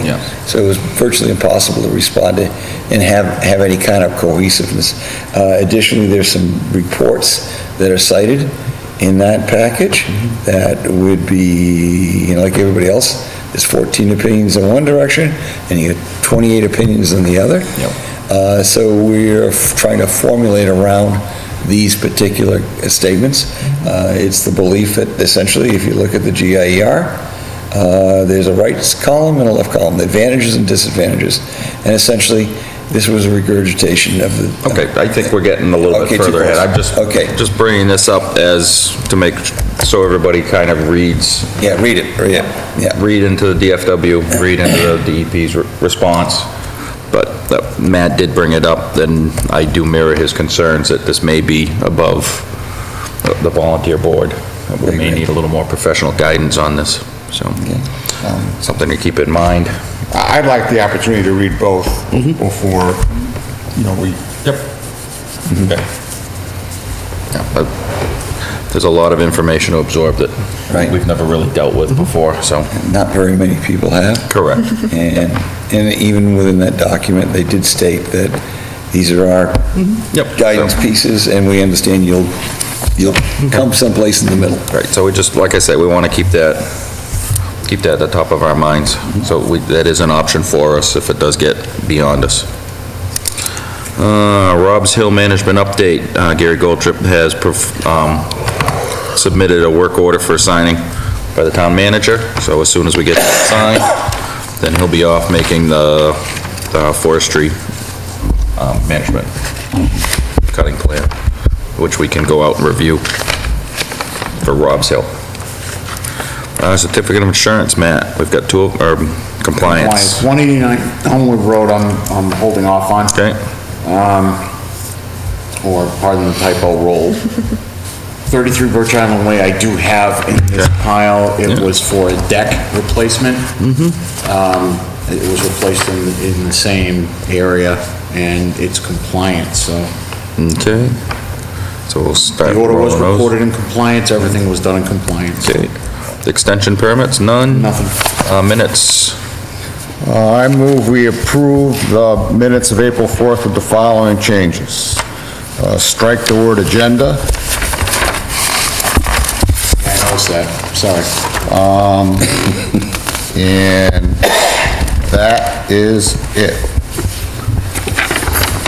All right, we have a motion, do we have a second? And second. Any other discussion?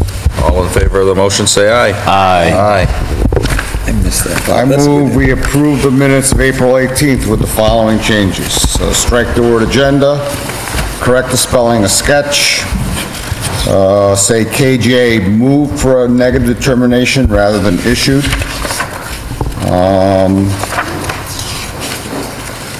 Withdraw is one word, be amended needs a space, and two, needs an O and two, and Ritter should be capitalized. Scribner's. Okay. Scribner's. We have a motion, do we have a second? Second. All those in favor of the motion, any other discussion? All those in favor say aye. Aye. 5-2? 5-2. I have not had a chance to finish going through 5-2. Okay, so we'll bring up 5-2 at the next meeting. Jack jumped ahead with his water quality grant information. When do you need the letter? As soon as you can generate it, by the end of the month. Oh, okay, so we can sign it on, if four of us meet on Tuesday, we can sign it on. Oh, yeah, you absolutely could. All right. Yes, I didn't even think about that. Treasurer's report. Treasurer's report. Treasurer reports we still have money. Imagine that. If you look on the back side of this, I went back and looked at all the town reports since 1995. You can see we've had the Hollis Road revolving account beginning in 1998, even though the land was donated to us like in 1996. And then in 1999, we got 50 grand, then the next year we got another 50 grand, and the Hollis Road Gift Fund appears to have come into existence and then gone out of existence. The issues that I'm finding are right now our lease for Hollis Road specifies that the payments we made out to the Hollis Road Gift Fund, the Hollis Road, however, the fund we have is the Hollis Road revolving account. The other issue is the Hollis Road revolving account is not renewed on an annual basis because Karen says it doesn't need to. I'm still trying to figure out why. If you take and you look, most of the revolving accounts are renewed on an annual basis according to Chapter 44, Section 53E and a half, which I don't understand how you have a half a section. So that's the way this thing was originally set up, but in 1999, there was an article to reauthorize it, and they passed it over, but I'm working with Kathy to try and track down the minutes of that meeting to get more detail. Okay. That's where we're at right now with our funds. All right. Bob, can I ask you a question? And this is only through 2006? 2016, because it was based on annual reports. I just picked up the 2017 annual report no way in, so I'll add that in. Because I think we had an expenditure for the deck, or was that wasn't 2015, was it? Yeah, might have been. Wow, so we really haven't had any expenditures up there for that. Yeah. So, good. That's based on data in the annual town report. Yep, okay. So we should have a fair amount in there for any issues with the house. Excuse me, Mr. Chairman, if I could? Yes. Where did an even disbursement of $100,000 in the year 2000? What was that for? You'd have to ask the treasurer. An even $100,000? I think it was for the purchases of, there was additional property purchased on Hollis Road. There's more than one section. And the Conservation Commission, I saw, was reviewing selectmen minutes, which also appear in, not selectmen's, but town meeting minutes, which also appear in the annual report. I noticed one year that they purchased more. That's probably what it is. It's too even a bigger number to a piece of land. Yeah, that makes sense. There are three, I think there's three parcels there total. Yeah. So it probably was. I think it had something to do with the two sisters parcels and the brothers parcels, so the two sisters put money together just to buy the brothers parcel. And the chairman put me in touch with Rob Burge, and Rob Burge has 2 cartons of documents he's gonna go through in his spare time. And so we're working on it, but it's a process. Yep. Good job, Bob. Good job. Great job, Bob. Thank you very much. And timber revolving, that's current? That's current. Okay. As a week and a half ago. Okay. I don't think we've spent any money since then. Nope, not yet. Have we taken any money out of it for the 21E? No, it's not done yet. It's not done yet? No, it's supposed to be done by the end of the month. I can remember. If it's not done at the end of the month, I think we should bring it to the attention of the town manager, because this is ridiculous how long this is taking. I agree. All right. Done with your report? I am done with my report. All right. Mr. Chairman, can I ask another question? Certainly. With regard to expending funds, there was a wonderful suggestion about hydroseeding wildflowers within the small town forest. Is there Yeah, we gotta get a bid for that. We're still working on the fence, or the gate. The gate, yeah. And the parking. And the And the parking. parking. Yeah. Gary, Chairman's working on that. trying hard. Gary did come up with, his idea of a gate was just basically 2 6x6s put in the ground with a chain. No. So I don't think that's gonna accomplish what we want to accomplish One of there, those so. nice yellow pipe gates. Have you been able to rattle anybody at DCR? I've sent out emails, I haven't gotten responses. Okay.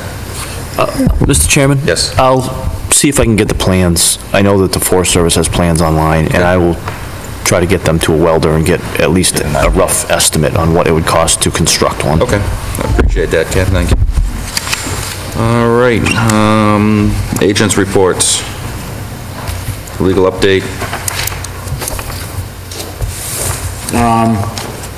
As I showed you earlier, I gotta go down and sign the criminal complaint on 101 Pleasant. And no new owner has popped up for that? No new owner has popped up. 183 Hemlock is progressing nicely, working with the owner to make sure that that site stays on track and clean. 70 Oak Ridge, you guys asked him to produce an updated set of plans, stamped instead of conceptual. I have those in the box here. I can't sign The Woodlands? this. I can't sign this.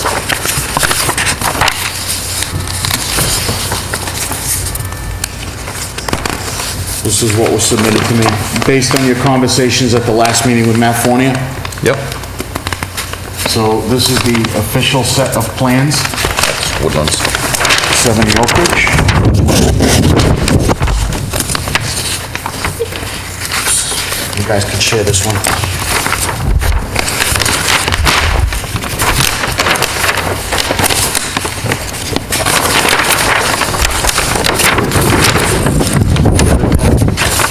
'70 Oak Ridge? Is that what this is? Yep. And why are we looking at it? Because he had brought in, Matt Fournier had brought in a change for the drainage. Oh, right. Okay. No, they put the catch basin in and, You asked him to make a few changes and have it stamped. yep, and a, maintenance plan. And he did it. Yep, he did it. All right, let's Contained declare and cleaned success. by Move on to the Mike. next agenda item. Bob wants to go home. Can't understand that. After being in a treehouse all day, Bob. 83 Hemlock. I already updated you on that. You were in a tree. 101 Pleasant, 70 Oak Ridge, 820. Yeah, that was the 20 you asked me about. Katie needs those. Reservoir. I'm gonna have a, I talked to Brian Marchetti about the riverfront. He's got pretty much all the information except the back end of the bank, so I'm gonna meet with our third-party consultant next week. Okay. And go over that and talk to the residents about coming to a future meeting. Right now, we've just got too much going.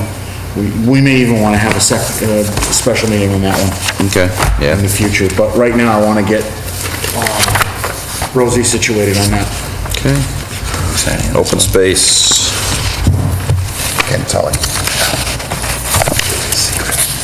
Well, the open space plan renewal, I mean, we had that one meeting, you guys have the agenda for the next meeting.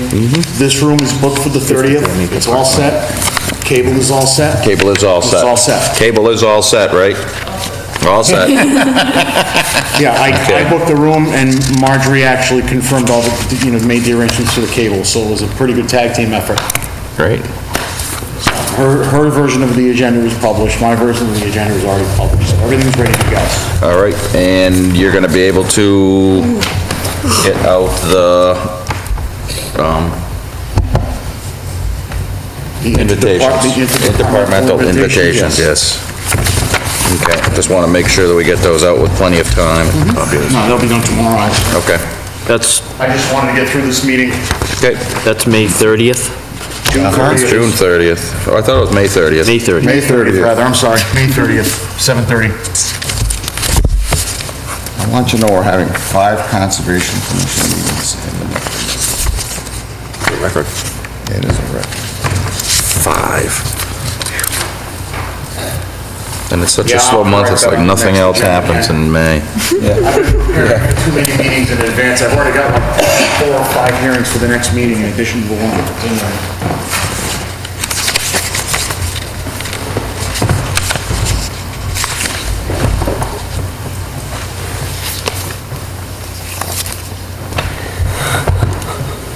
Oh, man, excuse me.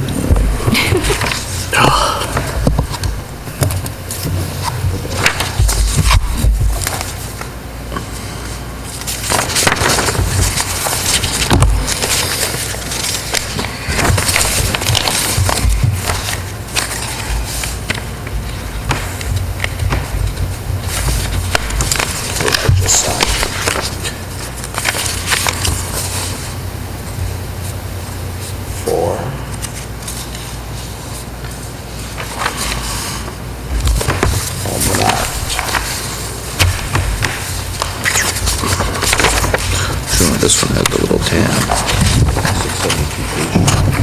Oh, that's it.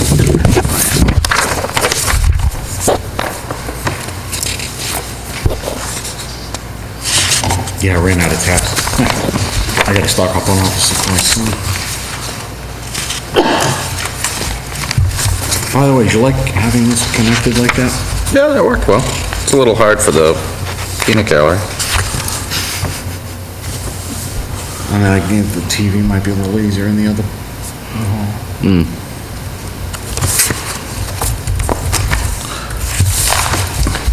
Especially if the Celtics keep playing the way they're playing.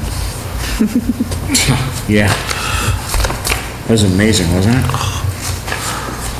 That would have been a game to be there.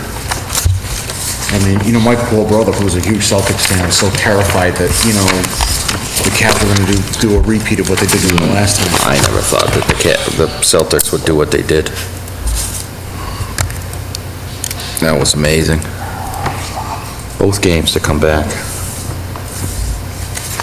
Definitely shows some poise, that's for sure. All right. That's the last thing at the agenda. I'm just looking at the website. Any public comment from the commission? Any public comment from the public? Thank you, sir.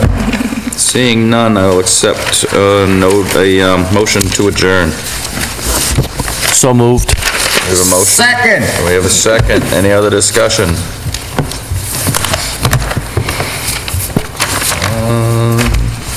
All in favor of the motion, say aye. Aye. Aye. Good night, all. Good night. Alrighty. Hey, Matt, let me see. New Hampshire shoreline preservation.